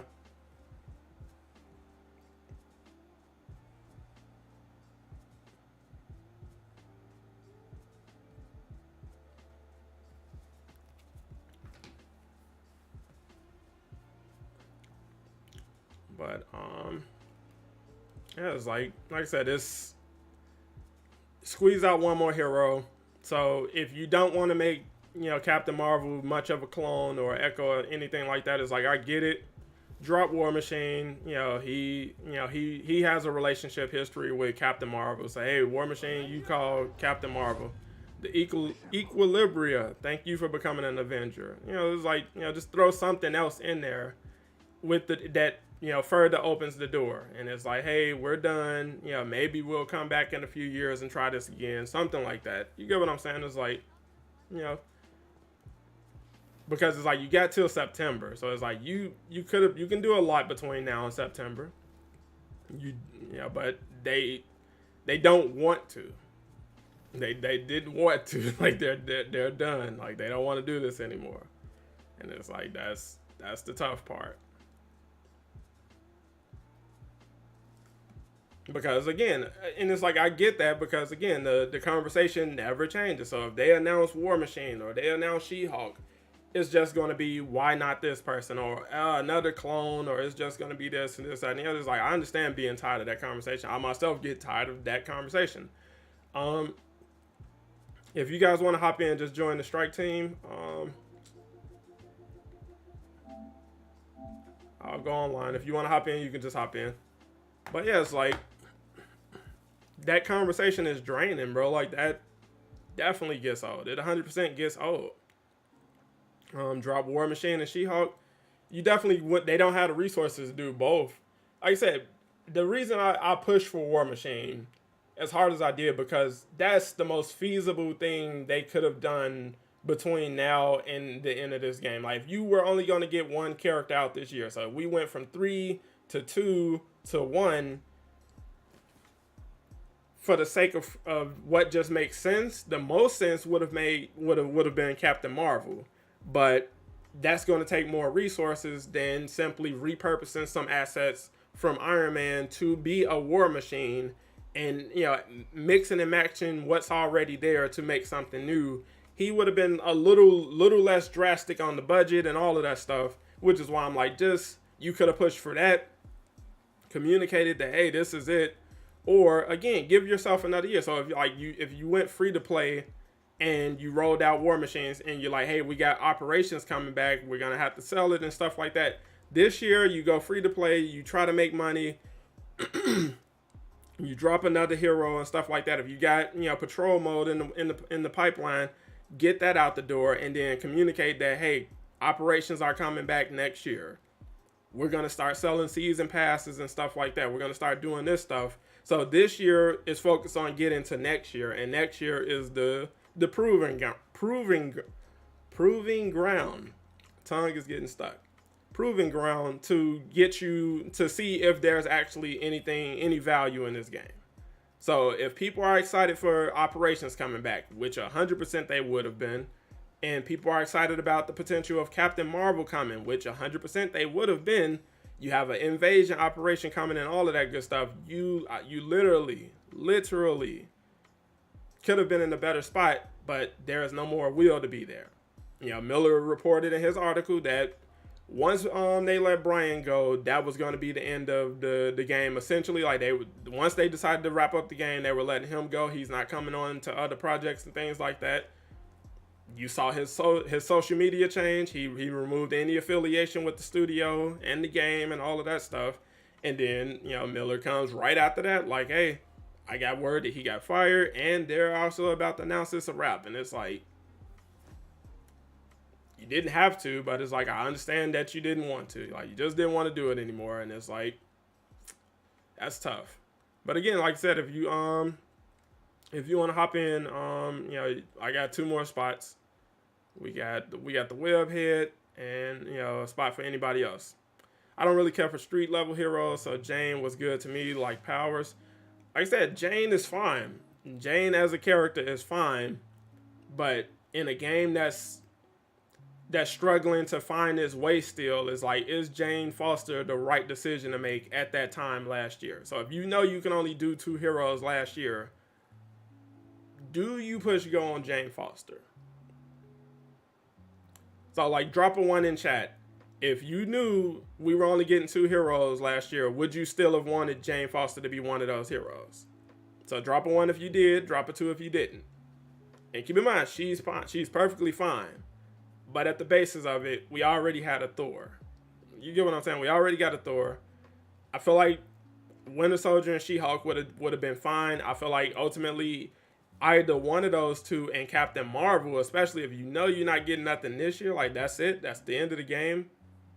Just go with She-Hulk and Captain Marvel. And it's like, I love what they did with Bucky. Jane is fine. Jane is fun. She-Hulk, you're capitalizing off the hype going into her show. Captain Marvel, you're wrapping up what's already been set up in this game. And that's it. That's it. So it's like, ending the game after you got Captain Marvel at the end of last year is a lot different than we got Bucky, because Bucky he's not big enough to end the year, and he's definitely not big enough to end the game. You get what I'm saying? It's like, objectively, and it's like, again, I am a fan. Like, Bucky is one of my favorite characters in this game. I was waiting for him. That was one of the people I was most excited to see in the pipeline. But if I know this is it, love you, Buck. Get out of here, bro. Like, we don't even have another MCU skin coming from him. And it's like, they rolled out 3 variations of one, but it's like, bro, just get out of here, bro. Just go with Captain Marvel for the benefit of the game, for the health of the game in general. That would have been what was best. And it's like, that's what I'm saying. Like, War Machine isn't the answer to this game's problems in the least. War Machine is the answer in terms of, you want to do a cloning lab, Dirk? Or hop in. We can do a quick OLT, and if you want to stick around, we could do a cloning lab. And Dirk, drop your channel link in the chat, guys. Dirk Diggler is one of the true elites of this game. So if you plan on sticking around and you still want to learn how to build, or you just want to watch somebody run the raids and stuff super efficiently, like like I said, I'm trying to put together a race. I want to put together a race, for the community. Just let everybody, get one last hurrah with this game before, it all goes dark. And it's like, he's definitely on the list of people I've reached out to kind of keep the spirit of what was fun about this game. Like, doing races, community races and stuff was one of the funnest things in this game. And it's like, that's something I want to, draw the focus back on. Because, again, criticisms aside, this is still a game I have fun with. This is still my favorite game. And it's like, we definitely had some fun and good runs with this game in general. And it's like, I want to keep that in perspective. I want to keep that in the review. So it's like, everybody has criticism for the game. The developers have criticism, the media, the players, the publishers, everybody has an opinion on this game. But it's like, as somebody who objectively enjoyed the game, it's like, I had a ton of fun. I met a lot of cool people and stuff like that, and I always want to keep that in the conversation. Venom making his debut in SpiderMan 2. Yeah, bro, like, SpiderMan 2 is definitely going to take us to the next level. We got one more spot. Tay, if you want to hop in, you can hop in. Or anybody, Herald of Thunder, if you want to hop in, whoever it is, however you want to do it, just hop in. We can get it done. Repion, you can just join me, Repion. It's casual_Avenger 87. But I let me see. I'll send you a friend request. I probably got to do that.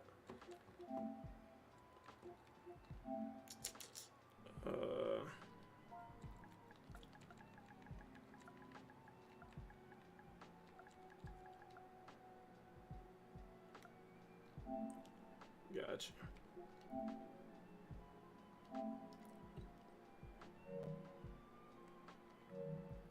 Alright, I forgot to send you the invite.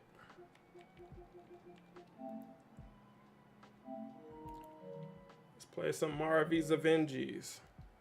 But yeah, it's like, it's it's tough. It's legitimately tough, but it's like the fact that people still invested, the fact that people still care, still want stuff. Still there are people really hoping for a glimmer of hope that they can turn something around and make something work with this game, and rescind their decision to shut down the game at the end of September. And it's like, those people deserve the world, bro. Like, you deserve the world, because it's like that's some passion and love and dedication and stuff. And it's like there's so many just arguments and conversations still going on with this game. Like people like blaming each other. So they're like, oh, the people who complain, you're the ones who ruined the game. Other people who want more complain, and they're like, hey, you guys didn't complain enough, you ruined the game. And it's like, bro, bad decisions ruin the game. Like that's ultimately what it all comes down to. It's like the people in charge of making decisions for this game made the wrong decisions time and time and time again, and you ran out of rope. That's pretty much it. You literally ran out of rope. The gameplay combat looks fun. Yeah, it's a ton of fun. If you are still on the fence about it, the campaigns and operations hold up. The gameplay holds up. All of that good stuff. All right, we got it. Ready up, and we can roll.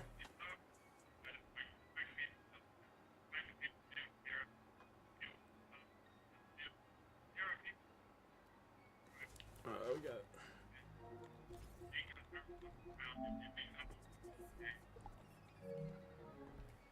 Got some feedback, but playing as Iron Man is a great experience, but it doesn't have armor variations. It's a weak point. That's something a lot of people criticize the game for, and it's like that's something it was far too late in development to change. So it's like the way the costumes and everything are set up, like all of this is one thing. You get what I'm saying? So it's like when you put on gear, most people want it, to see something different. So like you can pick up a gauntlet or something like that puts gauntlets on the Hulk, or you can find a helmet or something like that, or a chest piece.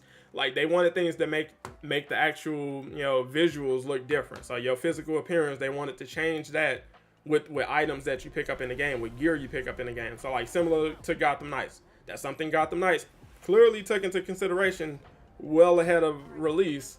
Who's shooting me? What the hell? Who the hell was shooting me?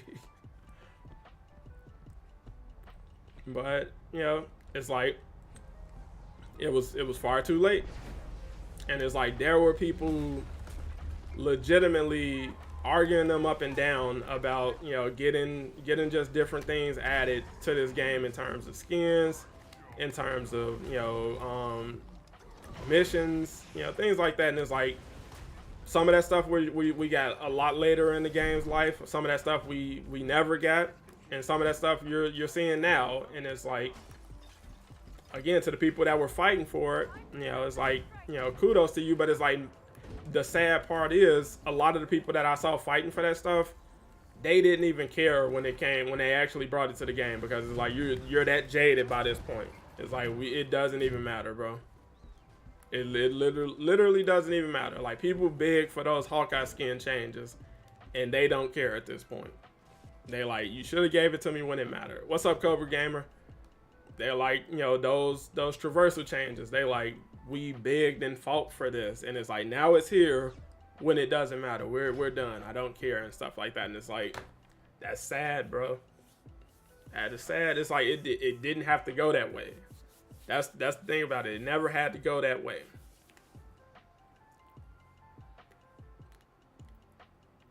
There's too many loudmouth people wanting too much insignificant things. I mean, like I said, it's not a problem to tune that stuff out. So it's like people still demanding like a emote wheel. So it's like you got emotes, you can go in there, and it's like I understand the functionality of an emote game. I mean, an emote wheel in this game, but ultimately, the amount of time and resources it's going to take to get something as simple as that in this game, is it worth it? Is it worth pulling people off, more pertinent things to focus on an emote wheel?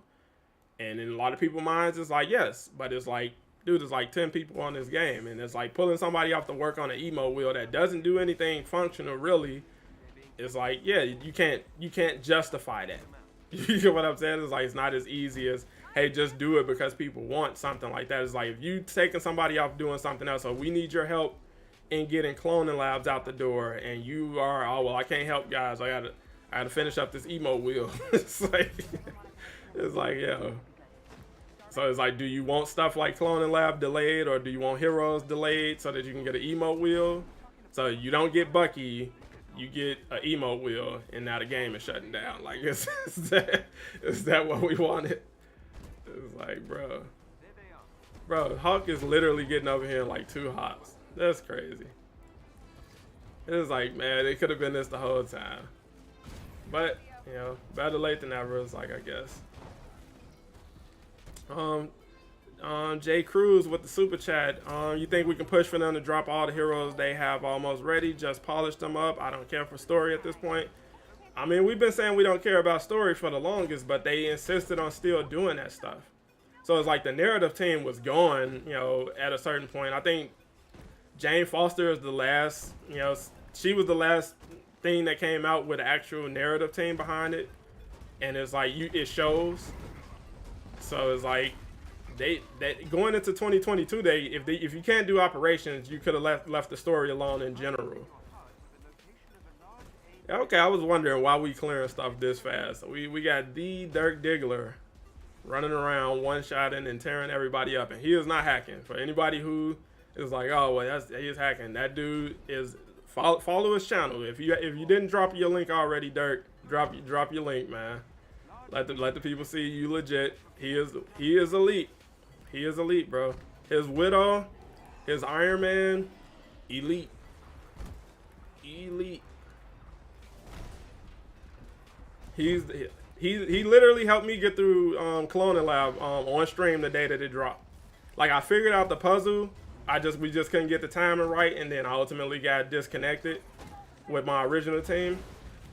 But you know, I linked up with Dirk and the boys, and we got that thing done real quick. So I'm gonna let you guys see what he can do against MODOK. You know, matter of fact, we can do you one better.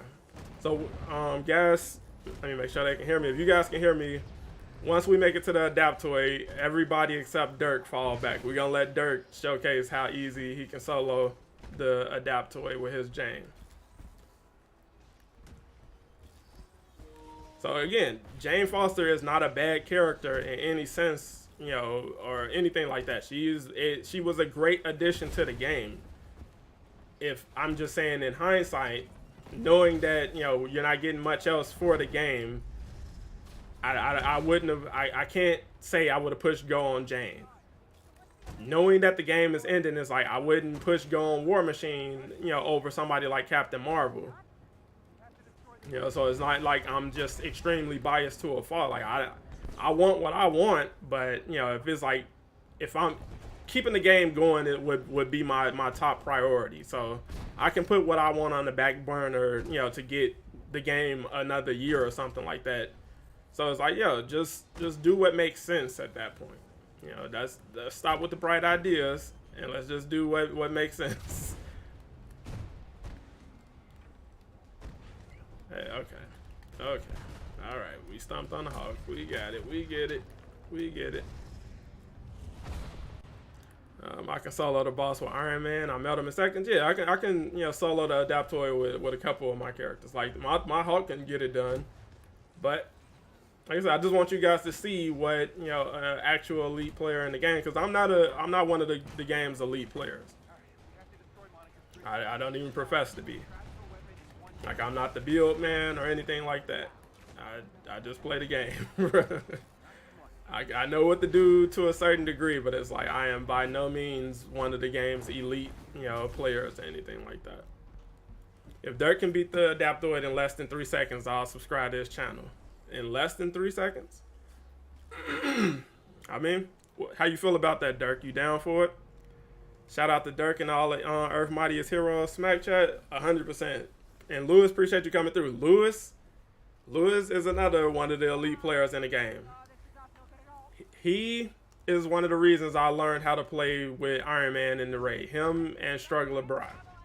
I'm telling you, like, just following the people who actually know what they're doing in this game can get you can take you a long way. So it's like it can take you from being a casual player to a serviceable player, and like I said, just knowing what pieces to chase, what stats to look for, and things like that is important in a game like this. But I understand most people who are of a more casual mindset just they don't want to play a game like that. They don't want to they don't want to think that deeply. I just shoot rockets really fast. I mean, that's pretty much what it all comes down to. Lewis, if you want, we can do a you can hop in for Cloning Lab, or we can put an elite team together to do a quick raid. Like I said, that's another reason I want to put a race together, just to give you guys the spotlight, because it's like in the midst of all the conversations, in the midst of all the criticisms and stuff, the elite community have been having fun the entire time. Like they've been having fun with this game the entire time. So it's like while people was criticizing and getting down on Cloning Lab, those dudes was in there setting records. And it's like that's the focus of the game. Like just have fun with what's there. It's like it's fun to criticize and talk about what could have been and should have been, but at the basis of it is like you still get to play the game. It's like just play the game and try to have fun with what you do got or do have.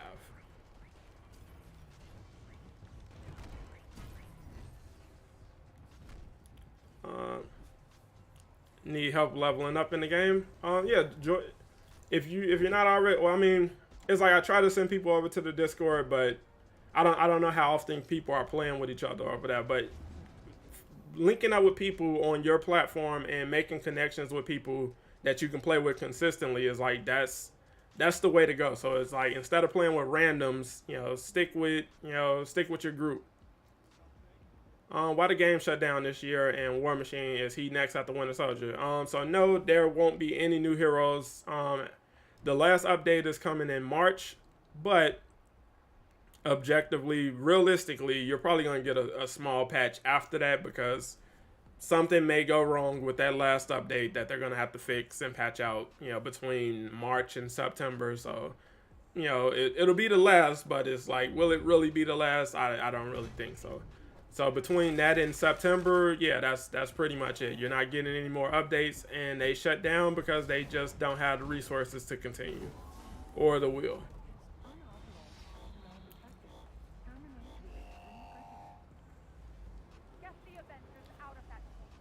And appreciate that, Arian. Arian, like I said, you are one of my dudes. Let's get you some moderator powers. You are officially an Avenger.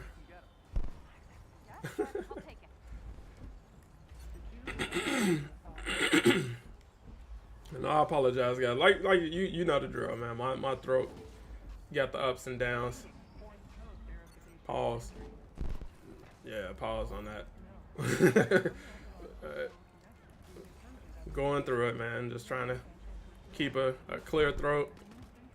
And just keep, like I said, just keep the conversation going.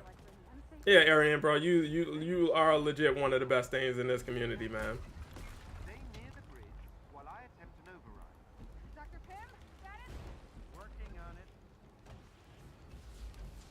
Like, it's like this game has legit been a ride, man. Like going from like chilling in Discord calls with the developers and just listening about different things. Like they talk about what they can when they can. So like he's no longer on the project, but like Dan Matlock, he was cool. I know people got mixed opinions of him, but it's like the fact that he was willing to chill out, and have a conversation. Like he'll do a video stream with you and everything, and he would literally be in there for like hours, just talking and answering questions for people.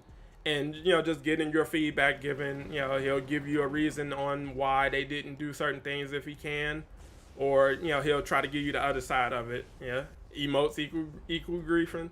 He has some very funny takes about the emote wheel, and it's like, it's like that's why I tell you guys, like, the answers are not always informative or satisfying. So it's like you may be more confused after getting some answers. From the team. But it's like, hey, that's just what it is with this. All right, we got 3 right here. I hate that we technically not getting full closure on the game story since we're not getting the Kree invasion. Yeah, it's like that honestly wouldn't be as bad if they didn't spend so much of last year teasing and doubling down on it. Like that's what I'm saying. Like I don't know, man. I don't know what the idea was behind all of that. Like if you know you're just barely getting by, like why would you? You get what I'm saying? It's like, hey, we're gonna get a house. I'm gonna buy you a new house. I'm gonna buy you a new car, and you know you're about to get fired on Friday. Like, what are you doing, bro? Why would you gas your family up like that? Like, don't do that. Like, that's all I'm saying. Is like bright ideas, man. That's all it is. You know, the bright ideas.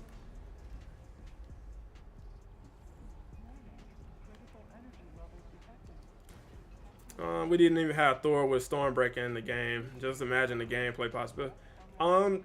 That was harder for them to pull off than you may think. Like that's new animations and things like that. So having him use Stormbreaker, he got to hold that differently. That has to function a little differently than Mjolnir. I probably would have preferred them opt for the ultimate version of Mjolnir. So especially since they added his ultimate skin in the game. But it's like when you see Stormbreaker, or you see his in-game skin or his Infinity War skin, you know what version of Stormbreaker you're looking for. They know what version of Stormbreaker you're looking for, and it's like we can't make that function in the game on our budget. Like that's new animations, that's new, that's new work. We just can't justify that at this time, and it's like they communicated that, and it's like.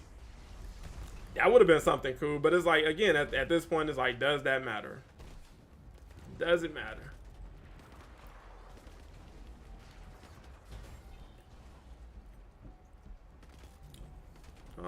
I need your help. I need to see your Hawk gear. He's that dude. I got you.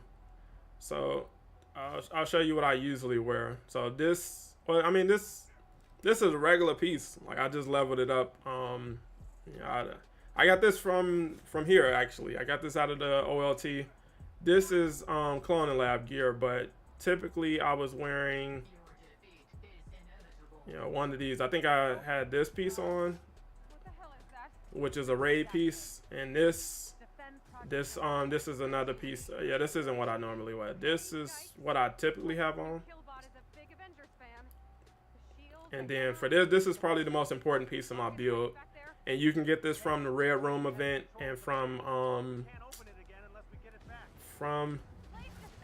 so let Dirk do his thing.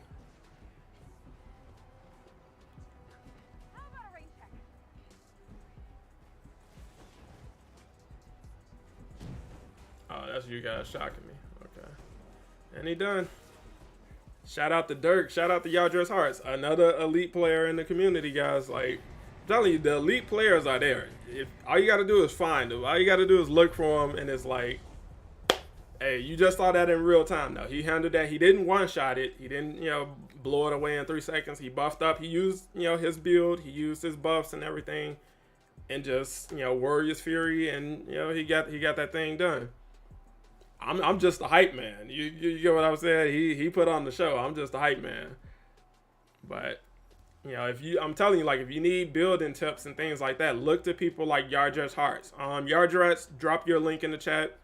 I think he's on Twitch and YouTube. I believe. I know he's definitely on YouTube. I can't remember if Yardress is on Twitch. But again, it's like those are the people who get it done, man. It's like you can have a lot of. Those are the people who show you how to have fun with the game as it is, as it's designed. So pie in the sky stuff aside, they can show you exactly how to have fun with what you already have in this game.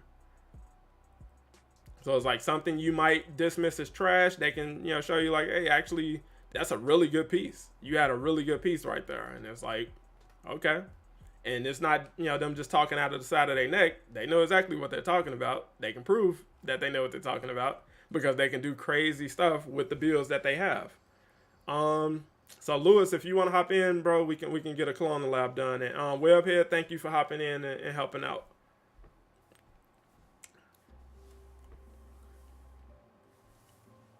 And Repion, appreciate you hopping in. 11 seconds, not quite 3. Hey, this man be the whole boss that plenty of people struggle with. Like people, we used to get wiped by that dude all the time, and it's like, you know, that is what it is. I literally see people do that on the every day on the Xbox. Yeah, you part of the 1%. If you can solo the Super Adaptoid, you are part of the 1% in this game. I can solo the Super Adaptoid, but it's levels to it. You get what I'm saying? I'm telling you, like, nobody in my roster is clearing stuff as fast as Dirk's builds. Like, I don't even have some of the gear because it's like, I'm not save scumming like that. I'm not in the offline dates. It's hard. Like yeah, I look to them. Those are the guys I get my my information from. Yeah, hop in, Lewis. I always need you, bro. I always need you. Can I play with Spidey? Yeah, I can run with anybody. If I got Dirk and the boys with me, I literally can play with whoever. I can do it in 60 seconds. Hey, respect. And that's what I'm saying. It's all about just having fun with it. It's all about having fun with it. And I'm telling you, follow those guys. Dirk, Yardrats, you guys drop your links in the chat, man. Let the people, find you. Let them check out where you living. They have races. They do a race every Friday night. So around what is it, like 9-10 p.m. Central Time or Eastern Time. They have a whole race. Dirk streams it. Multiple people stream it. They do it every Friday night. I would love to participate, but by the time they start up, I'm just wrapping up the after show with Sadat and Jay Shock Bless. So it's like I'll be pretty burnt out, but I'll hop in and try to watch and just chat a bit. But definitely check them out. That you'll learn a lot. You get to see their gear. You get to see their tactics. You can see exactly what they do to make everything function and smooth. So we checking out Lewis's Thor and Dirk's Iron Man. So he's going for the jugular. 10 p.m. Central. So 10 p.m. Central on Friday nights. Dirk Diggler's channel. Check out Yardrat's Hearts channel on YouTube. He does it as well. Not very UK friendly race time, unfortunately. Lewis, like I said, we're gonna set up a race that works for everybody. I was talking to Infamous Legacy as well, who you guys should also check out. What's up, Luke Riker? But yeah, it's like, we're gonna try to put something together. We're gonna try to multi-stream it and everything just to let you guys see how fun it can be. And again, if you yourselves, guys in chat, if you have a team you want to show off, you want to show, hey, I can hang with the big boys too, and you okay with streaming, like you don't have to be on camera like I am. You can just stream from your PS4 or something like that. As long as somebody in your team is streaming, you're qualified. We just because it's a race, so we got to be able to see what you're doing. You can't just show up and be like, hey, I won, or hey, I beat it in 30 seconds. It's like, yeah, it's not that much trust out here. Iron Man cheating.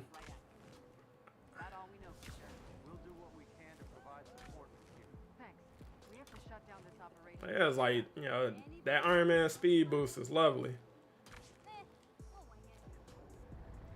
SpiderMan swinging on.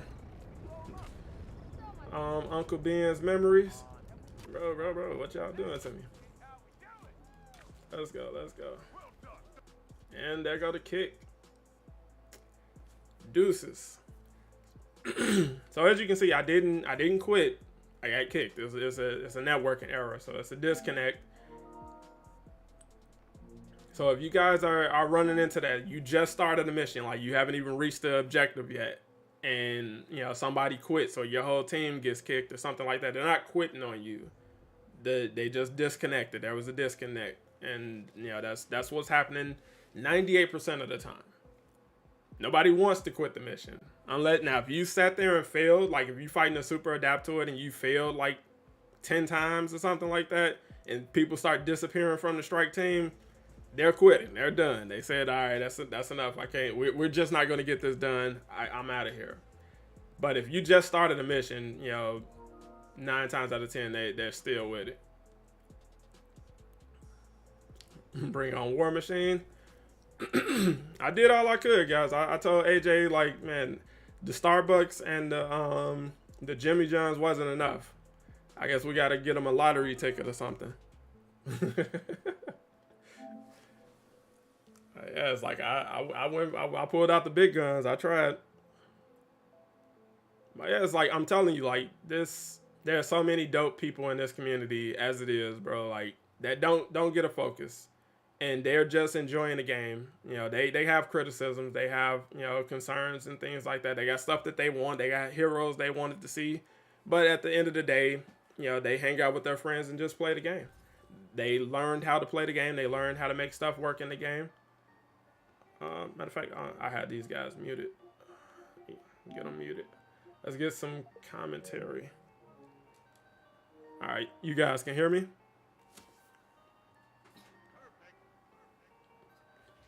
We can ready up. Yeah, bro. All right, we got I hear you loud and Got you. What have you got for us? I'm not going to try to repeat the complicated explanation Maddie gave me. Will Epic minor stats increase in the next patch? Do you know? No. They have come out and said that they won't be changing that. So legendaries will increase in stats, but everything outside of that, no. That's intentional. Let me see. Let's switch it up. But yeah, it's like that. Those kind of decisions divide, players and developers, because it's like, why not? What are you doing? You get what I'm saying? And it's like they're like, hey, well, that's pretty broken. Or we don't, we don't want to go too crazy or something like that. And it's like, in a game where you're already you're not delivering most of the stuff people want anyway, it's like, I feel like you should be able to bend on something like that. You should be able to bend on that. Yeah, your Valor epics are screwed. That's crazy. Yep, you are 100% right. The best thing I can say is try to find some offline dates. So check out DJ Cole over on Twitter. He posts offline dates for gear and stuff all the time.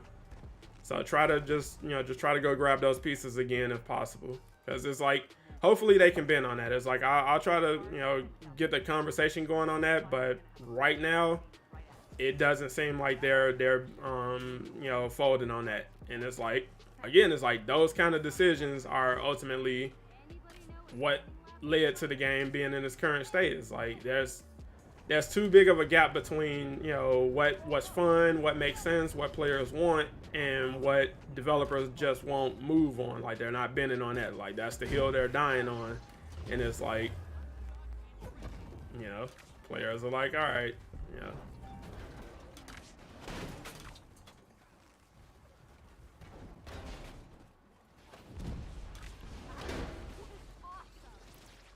I was doing some stuff in the Homeroom maybe like a week or two ago.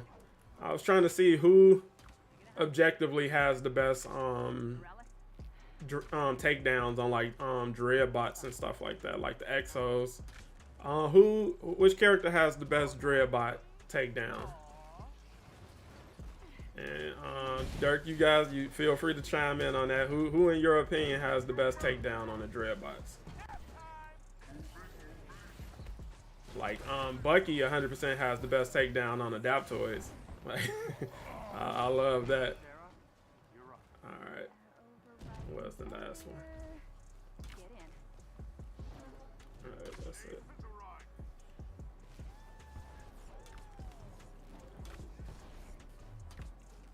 Did you see the new Cap and Black Widow new outfits? What do you mean?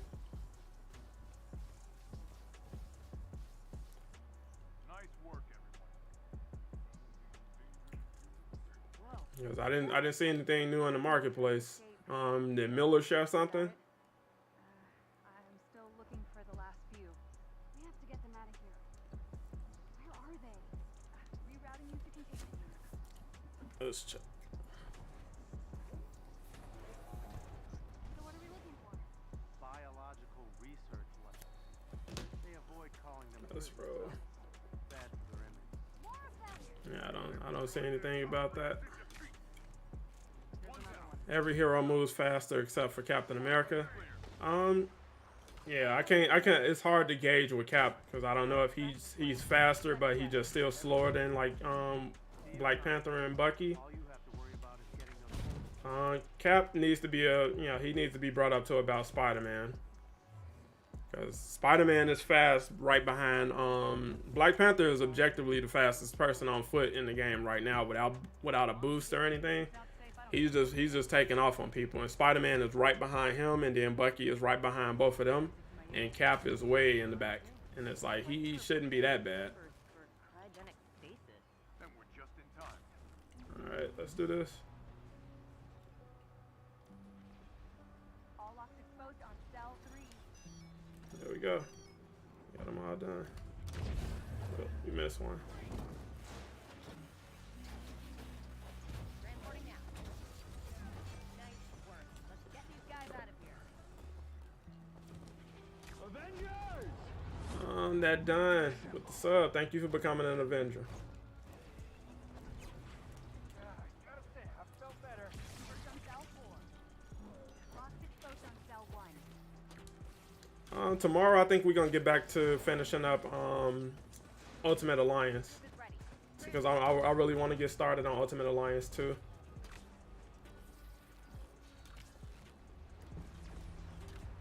That was the last one. And Forspoken, I still gotta download that, so I might record some gameplay of that and drop a video on that probably over the weekend or on Monday. But I'm definitely glad I got a code for that. I just gotta make some space for it. What's going on? Too long. The inhuman I saw in the prison. It's like so many decisions, man. So many decisions. Like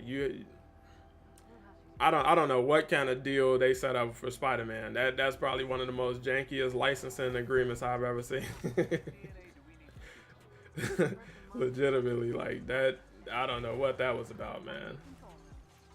Like there was no benefit there.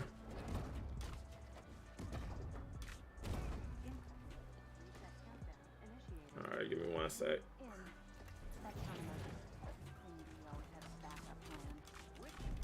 All right, buttons are good.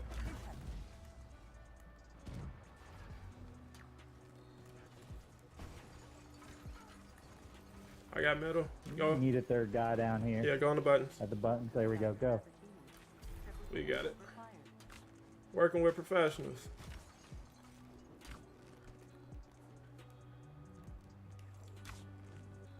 See, playing with these dudes, I feel like the new guy on the Ghostbusters or something. Like, they all know what to do. They all got everything going on, and I'm just here. Like, hey, I believe whatever you want me to believe if it's a check involved. What's up, Vape? I see how it is. What you mean? What you mean, Vape? Hey, Vape, do you have the Ultimate Alliance games? Cause yeah, like I've been playing it solo, but if anybody still has that on PS5 or anything, we can link up and play that tomorrow. Wrap up the story.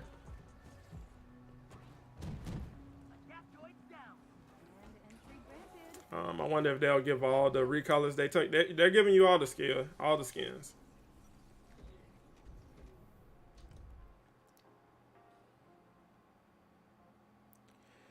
Hulk should have gotten the charge jump instead of boosting the harder rebound jump. I think like I said, this was only part of the Traversal update.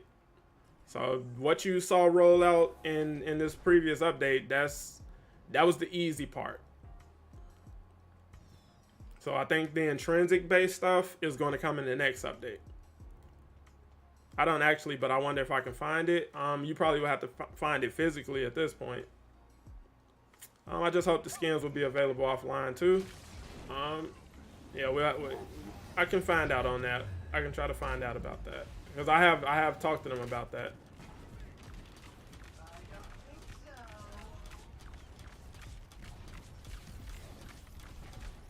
As you can see. Oh, yeah.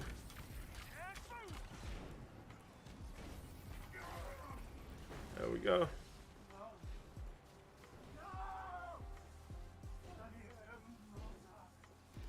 So I don't know if you guys noticed that or not, but at the end of this mission now, he catches on fire. Like, but bro catches on fire. Like, MODOK is literally cooked. Like, bro gets cooked. Easy enough. Seemed like they slowed down Spider-Man range shooting, doesn't it? I don't know. I don't play with Spider-Man enough at this point to know any real differences with him. He definitely runs faster on foot. But yeah, you see those flames? That man is literally sitting on a barbecue.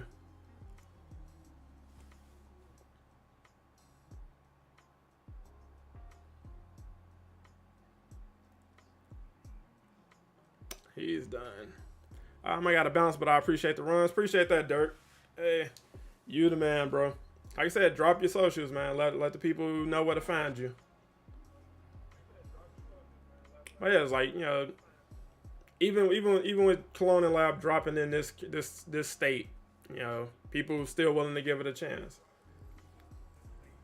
All right, I got some good gear, hopefully.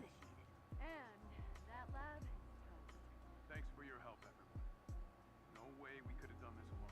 Anytime. Range attacks. Shield Web signing off. tether. Ant hill out. Let's go home.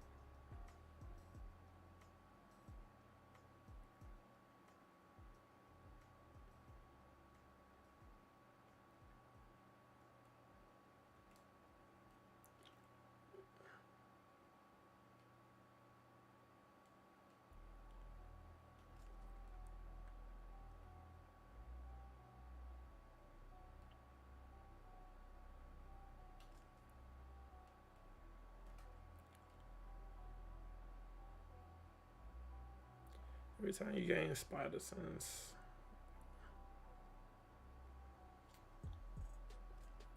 Get rid of that.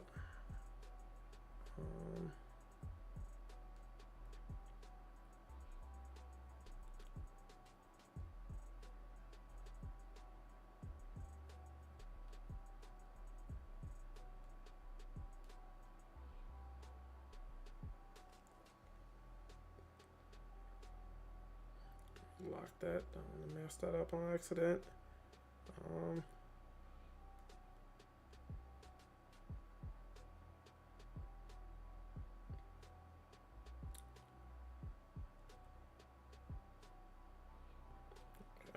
Hold on to that. But yeah, like upgrading your ISOs that are epic and stuff, you're not gonna get the stats you're looking for. I got one piece of gear.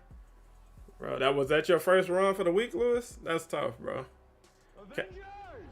Sean Whitworth with the sub. Thank you for becoming an Avenger. Calvin, you say you got both in Ultimate Alliance. Hey, hop in the strike team tomorrow. I'll definitely set up a stream and we can roll. Yeah, that's tough, Lewis. Yeah, you got to get legendary or exotic, and it's like, so this will scale, and the exotics will scale, but it's like, bro, why would you do that? Like that's not the way.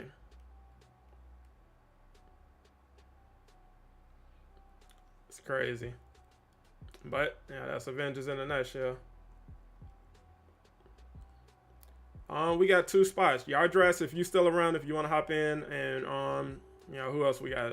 Vape, if you free and want to run, I got it. We can do a raid or something real quick. Where can we get those? You get those from the clone. I know you can get exotics from Cloning Lab, and I think you can get exotic ISOs from Mega Hives at this point. You gotta finish some work. I got you. Who else?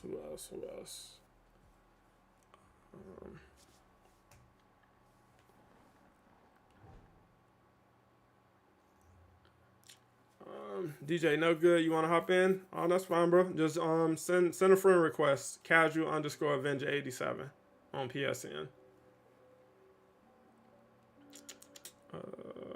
I guess I can run with Thor. But yeah, like I tested it out on stream. You can actually clear that those gaps in the raid. Like, instead of doing the puzzle with the Hulk, you can just hop straight across. Kate Bishop is crazy now. Like, you can teleport all around over there with her. Like, you can with where I have her set up, I can get up to 8 teleports in, but I'm pretty sure you can do more than that if you have her intrinsic and everything set up. Yeah, Hulk is legit. Like, Hulk is taking off. Yeah, Last Avenger Standing also has exotic gear. You can go as many times as you want. So you can't use those artifacts to upgrade to Valor 167. You can upgrade it, your stats just aren't going to change. And it's like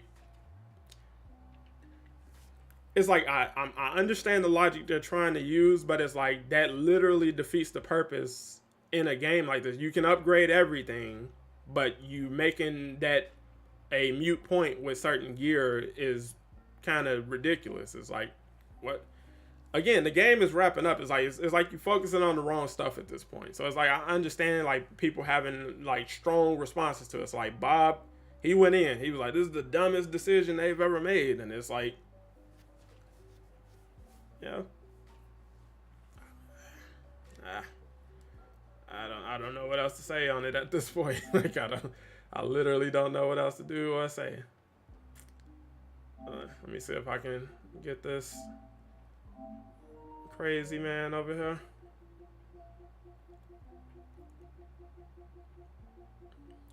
It was like that's that's where we are with it.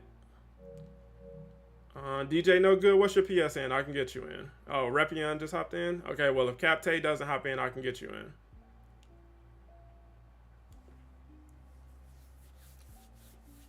And Lewis going with Bucky. Lewis, you didn't do Bucky's mission chain.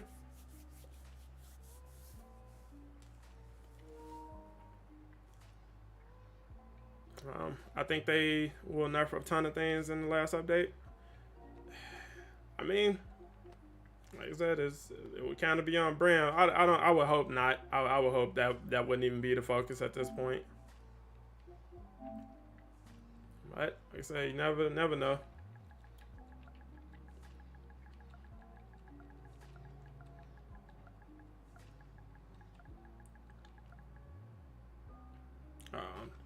I don't know how I got to dirty game.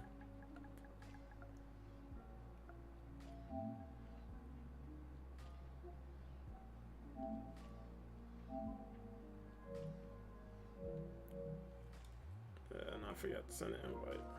Hey.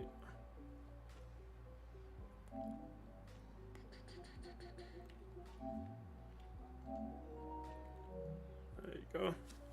Alright, hop in.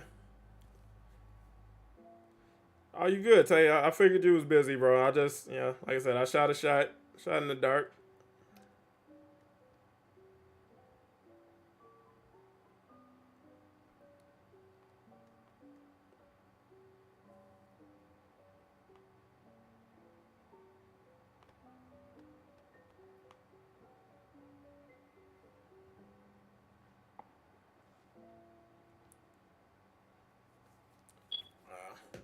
All right, there go the squad.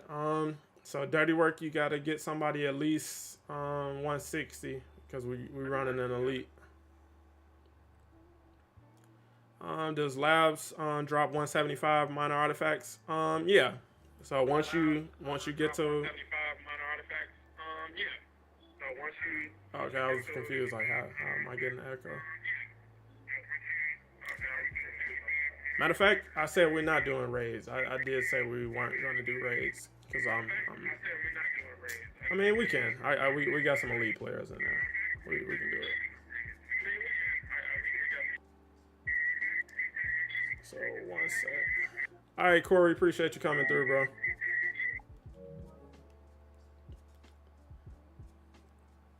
Smoke break. Now the farming starts again. Yep. Like I said, I mean, hopefully they can walk that stuff back and change it. That was rough. Yeah. Yeah, I don't know whose that was.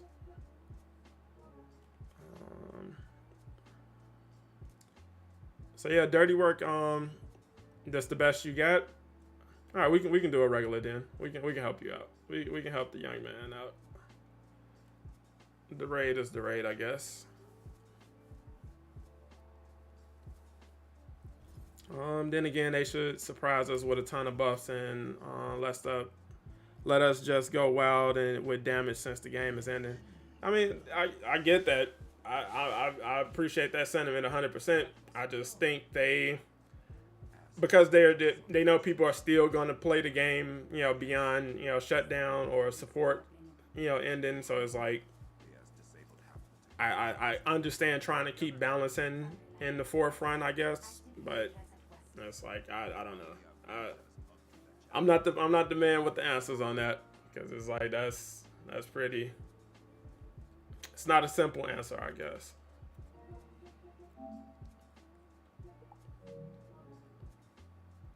And we can ready up. So we should be good. We got Iron Man, Lewis. Lewis got Bucky. Hopefully we got 2 Buckies. Okay. Taking advantage of this. I got you. Taking advantage of this. If everybody can ready up, we can roll.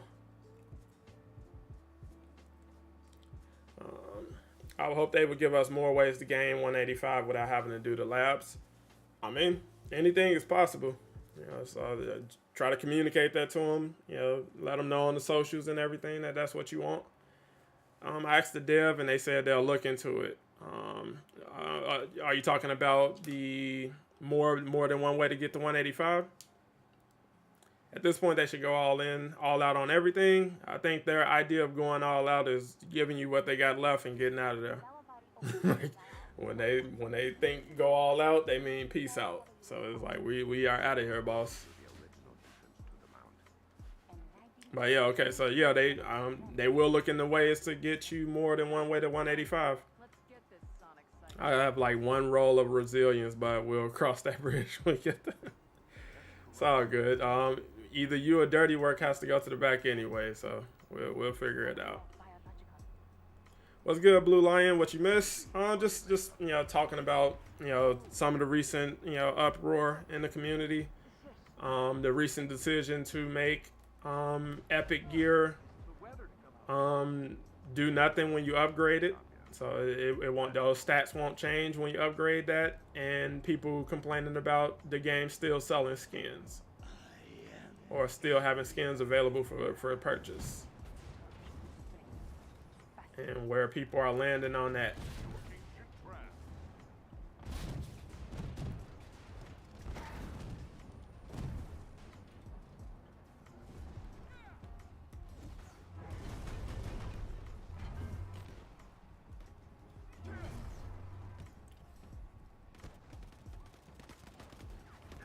I hope my Thor is even. I hope I even got the right stuff on for him.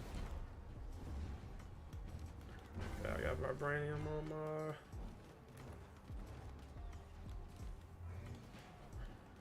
Vibranium on the hammer toss, and like that's something we should have got fixed. The constant, just getting tossed and wiped around by enemies, like that should have been a thing that got kind of patched out. Because whatever they were talking about with the armor stuff that came in one of those recent updates is like that didn't do what people thought it was going to do, and it's like that having people not get tossed around should have been a focus if everything is wrapping up. Yep.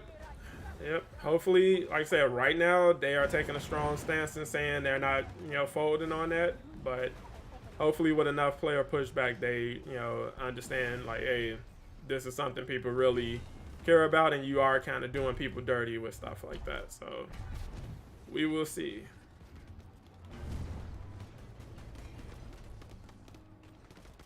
Yeah, it's like the gear stuff is like, I don't think Alex is, still involved on that. So it's like it's pretty much up in the air at this point. So, that's what it looks like when the ship is sinking, guys. Any and all things are happening. Whether that makes sense or not, it's just there. We should start a hashtag. Yeah, I mean, like I said,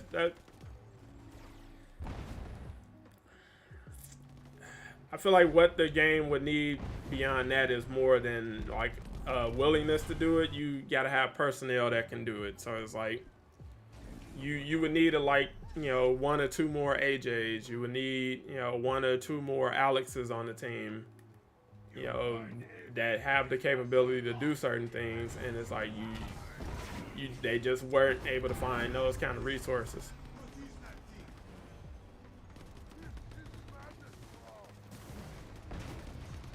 Yeah, it's like, you know, being able to just load into the Homeroom and fight a little bot like this or something like that would be cool. It needs to go fund me. I pay to keep it going. Yeah, like I said, I mean, at this point, money isn't the problem. They just don't want to do it anymore. And that's why they were, you know, comfortable letting their lead designer go, because they're like, hey, it doesn't matter.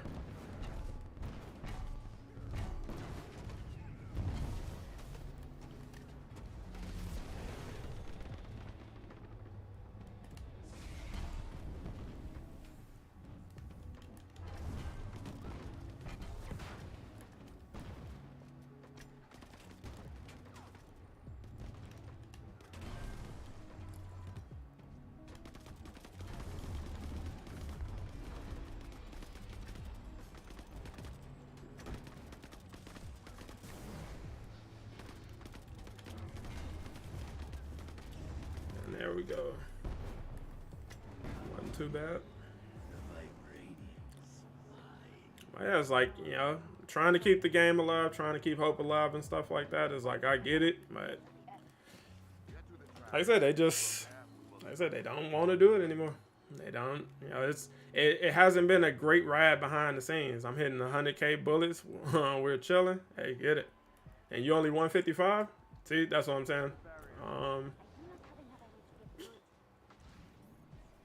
I guess Iron Man can press the buttons, or one of the Buckies.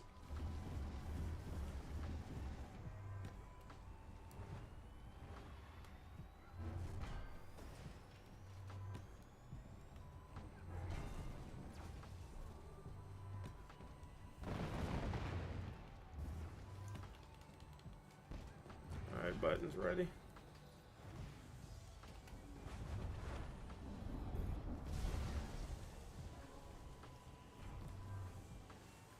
Yeah, it's like you have to have resources to run a game. You have to have a willingness to run a game. You have to have strategy to run a game. And they are lacking a lot of those. No money, no strategy, no will. They just don't want to do it anymore. It's like this, like I said, it wasn't a great experience behind the scenes for everybody across the board. Like, you know, a lot of people came out talking about problems, you know, that the team faced, you know, with this project specifically.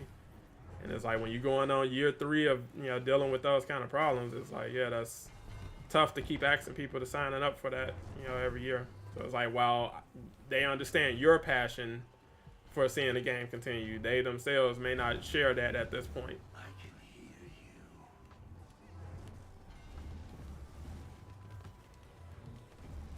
you. And it's like I said, I get it. All the people that play this is looked at as mental health patients. Plus, y'all too old for this game. How you too old to play an Avengers, a AAA Avengers game? That's some strange logic.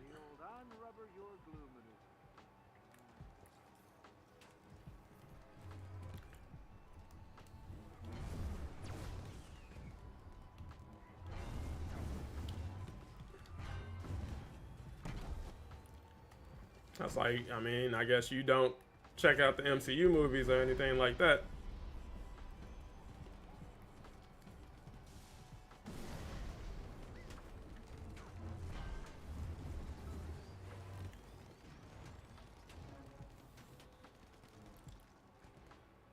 All right. What was that? Dirty work? You got to get on the platform or something, or push buttons. You got to do something, buddy. Here, come stand right here.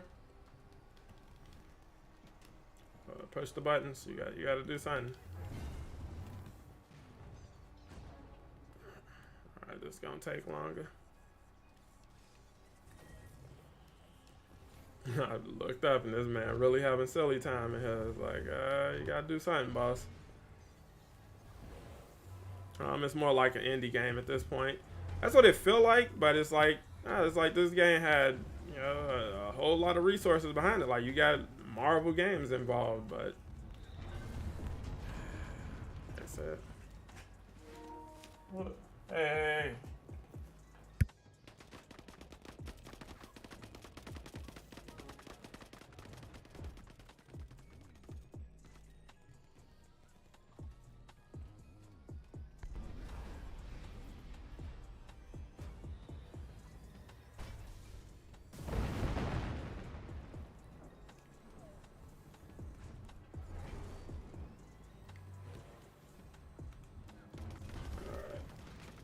You stay there.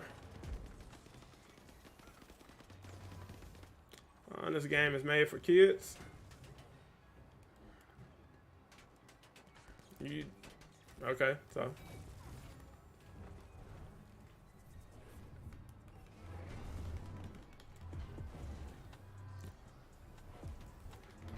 I'm gonna let you have that one. if that's what you believe, I'll let you have it. I don't know how you got to that conclusion, but yeah, if that's your stance on it, by all means.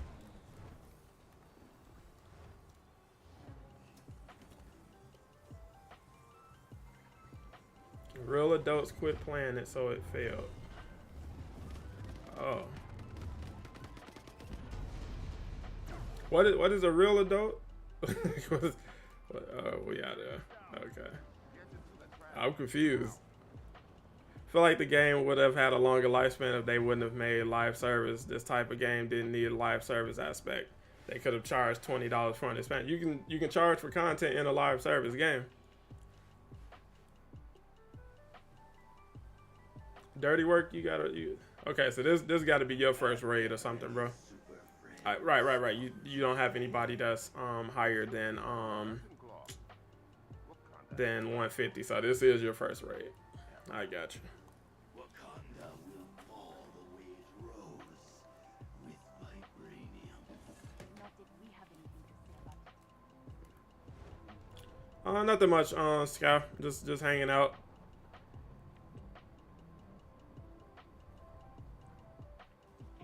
It feel like trolling at this point, but you know, that's what this game attracts.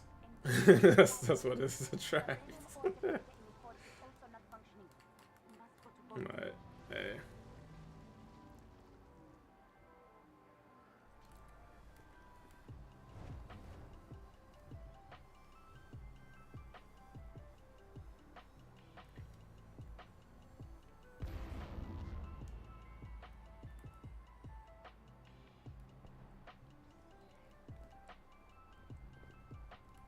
Alright guys, so give me 1 second. Let me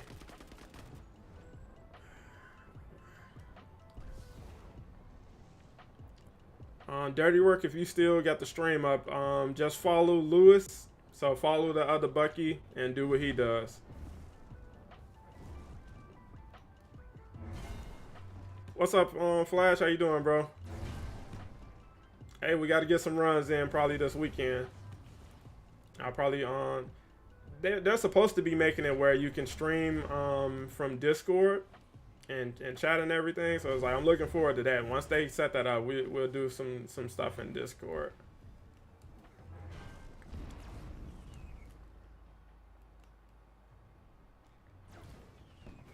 Like I said, I want to do stuff in the Discord like on Friday nights, but like I said, I got the after show podcast, and it's like, you know, trying to do stuff before and after that gets tricky.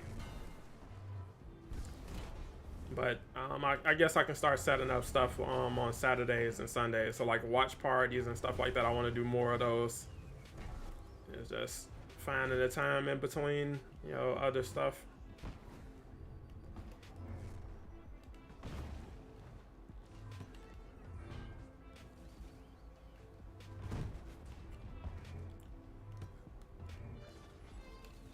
Janky drone, bro.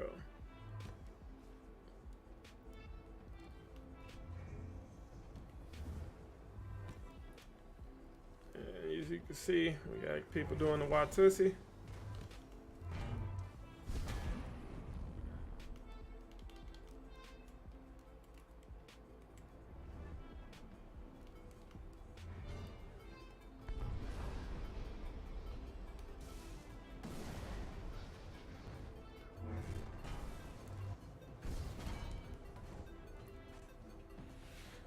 Is there a multiplayer in Suicide Squad? Yeah, Suicide Squad should be multiplayer, I believe. Appreciate that. That's what happens when you get caught up in chat. Alright, that should be everybody.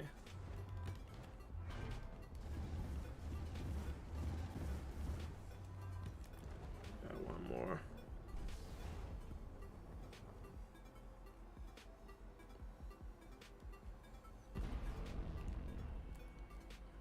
Alright.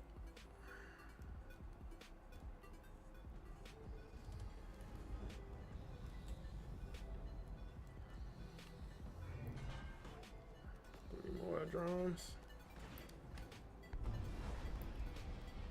I want to do it together. Yeah, we can. Like I said, I'm picking up Suicide Squad. I'm gonna try to get a copy for it, but if not, like I said, I'll still be picking it up.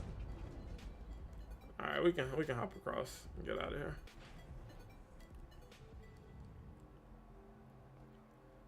Okay. So dirty work. You got to be reopening those doors. Okay.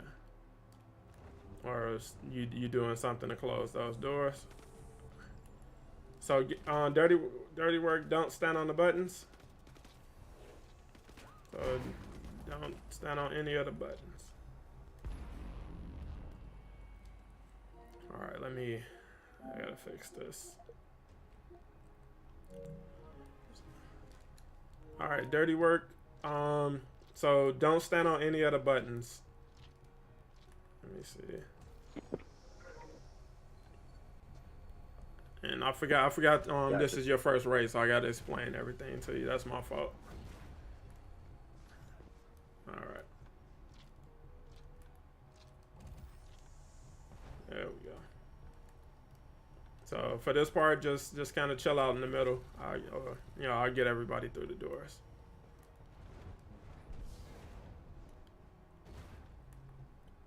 So don't worry about the buttons.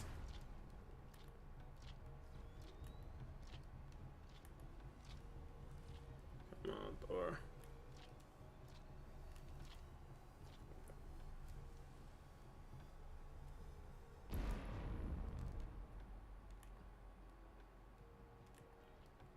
Come on, door.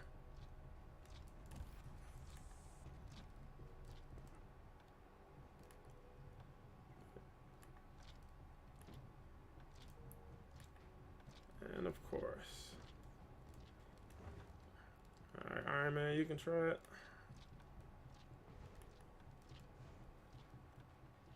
Lewis, you can try to open it. Somebody got to get it.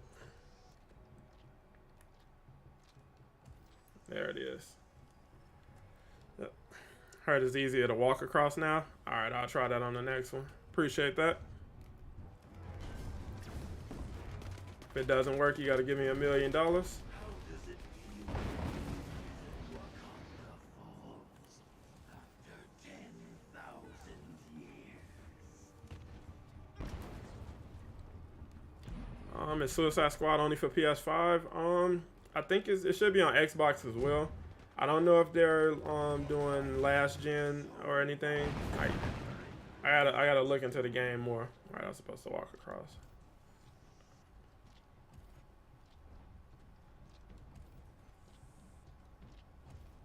Nope.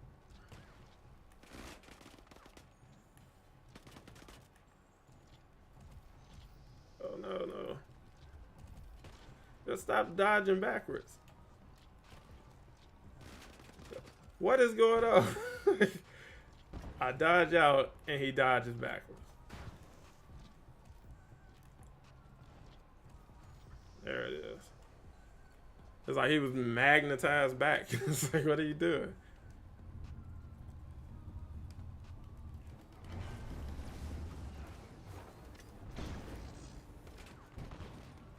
You call this corruption? There you go. So yeah, like dodging off of it, works sometimes too.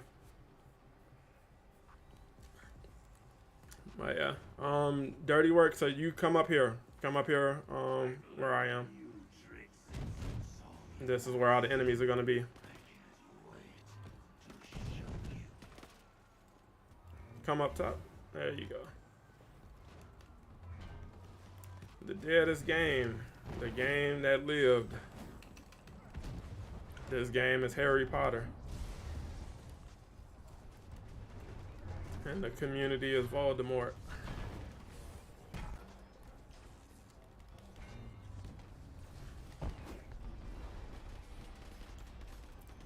As like I'm telling you, like this, the conversation with this game can be draining, like especially like, so being the person that has to work on fixing stuff for this game or make stuff for this game while also having to hear that constant conversation that doesn't change is like, yeah, I probably would have moved on to another project myself, because it's like, if we're still doing, like, if I'm not in a position to make any real meaningful change on the project, but I still have to be a part of that conversation, it's like, yeah, I'm out of here. I'm out of here, bro. But if I'm in a position to make some actual change, then it's like, yeah, that's different. All right, dirty work. Come over here to this button. And when I tell you to go, hold square and press the button. So come over here. All right. And go. All right, we got to do it again. So on go. Wait, don't press it. Don't press it. Don't press it. Okay. So only hold, we got to do it all at the same time. So only do it when I tell you to. So go.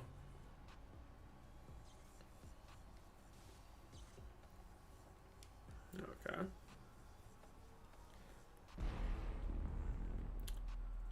So we'll do a countdown. 3, 2, 1, go. There we go. I'm really thinking about pre-ordering the Harry Potter game for Xbox Series X. Do it. Sadat is doing it already. He's going to get counsel for it, so you know you can get counsel with him, since that's apparently what's happening to anybody who plays that game. Looking forward to the secret character DLC in 2 months. For who? Like Midnight Suns. Yeah, Midnight Suns should have somebody coming soon. You got, I think, is Deadpool dropping today? Yeah, he's probably out already. And Repion, you can you know, hopefully you know what to do as Iron Man. I'll go to the bottom and do call outs and all of that stuff. Let's get to work. Oh no, I can't let you. Deadpool dropping today. Yeah, is he out yet, area?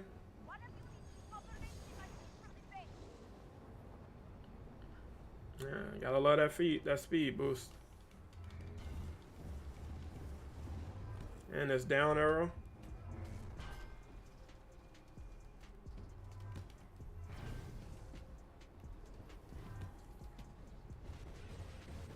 Yeah, I know what to do. Just tell me the same. I got you. Like I said, this is my first time raiding with you, so it's like I don't want to make too many assumptions. Fish. Sadat the Kappa. I mean, hey.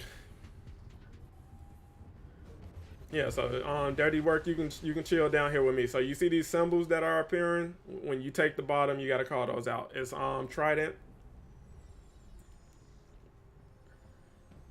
So that's the role of the person at the bottom, and if you go up top, your job is to find the spires with the symbols on top and knock that down so that you can take out the vibranium that pops out. H.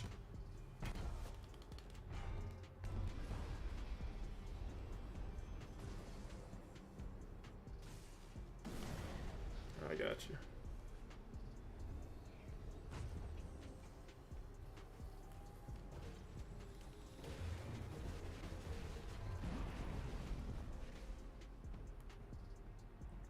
Four. Switch headphones. Got you. Like I said, it was on me. I you know, forgot completely that this was your first raid technically. Usually when I had that info going in, I'll take my time and explain everything, just to give you a walkthrough of what to do. Storm will be in Midnight Suns too. Yep.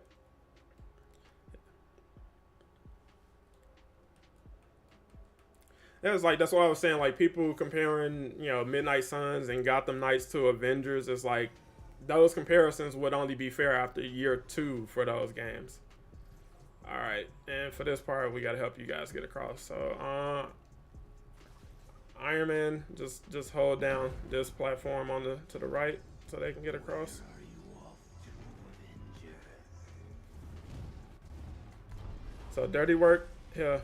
I'll mark the way for you to go. Go across over there.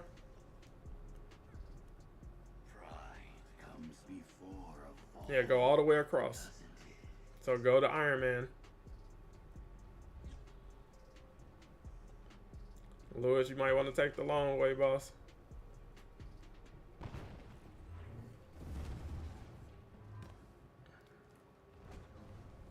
Alright. Oh, Lewis got dropped. That is unfortunate. And we will not be able to progress.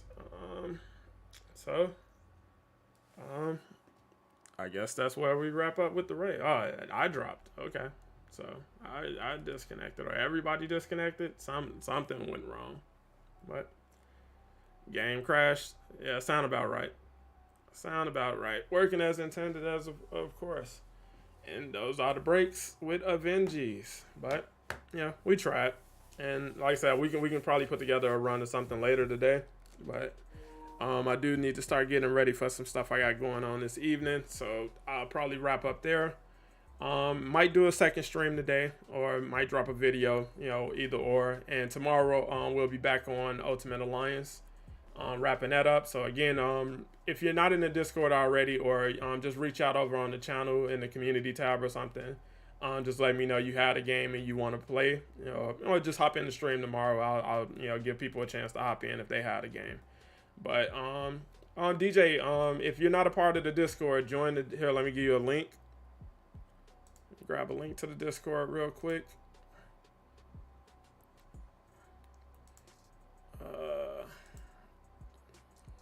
Go to the Discord. There we go. Grab a link for that. And yeah, if you need help with the Discord and all of that, we got you. Appreciate that, Arian. I forgot you was here that quick. I'm still getting used to having moderators over on the channel and everything, but I definitely appreciate you guys. Appreciate everybody who's a member. Appreciate everybody who's subscribed. Sorry for being trash, bro. You are not trash. You literally didn't know what was going on in there. It's like, it's fine. It's 100% fine. I'll join the Discord. I'll link up with you later tonight and give you a full raid walkthrough and everything, showing you exactly what to do and everything. Like I said, it was on me, because it's like I knew it, but it's like I got other stuff going on because I'm also reading and chat and stuff like that. So it's like typically when I'm playing with somebody in the raid and it's their first time, I'll give you the full walkthrough and breakdown and everything, just so you know what's going on, and I'll let you know going in. Do not worry about how your performance. Like, don't worry about your build. Don't worry about going down or anything like that. I got you. You know, so. Like I said, we'll get it right. Link up in the Discord, and we'll link up again and play again. I'll definitely get a full run with you and, you know, get you through to completion so you can get your gear, get you up to 150 so you can do, you know, other stuff and, you know, go from there. But again, you know, appreciate you guys being words. Thank you everybody who came and hung out. Thank you guys for dropping likes and all of that. If you haven't already, it's not too late. Definitely help support the channel. And like I said, if you want to check out some Ultimate Alliance, we'll be back for that tomorrow. I'm gonna try to get a video for Forspoken done probably over the weekend. And like I said, I do need to look into like Suicide Squad a bit more. I need to do a little bit more research before fully jumping into that conversation. But I do want to be a part of that conversation and community. So it's like we're just getting started. We're branching out. We got other stuff on the horizon as well. But of course, you know, Avenger still got my heart. So as long as it's around, as long as it's still kicking and stuff like that, and as long as you guys are interested in that content and want, you know, like to, you know, want to hang out and play raids and stuff like that, I'll still be around to do stuff like that. But shout out to you guys. I will catch you guys definitely in the next one, and it will definitely be a next one. So around this time tomorrow, you know, maybe an early stream, 9 to 10 tomorrow. Come back for some Ultimate Alliance. Peace.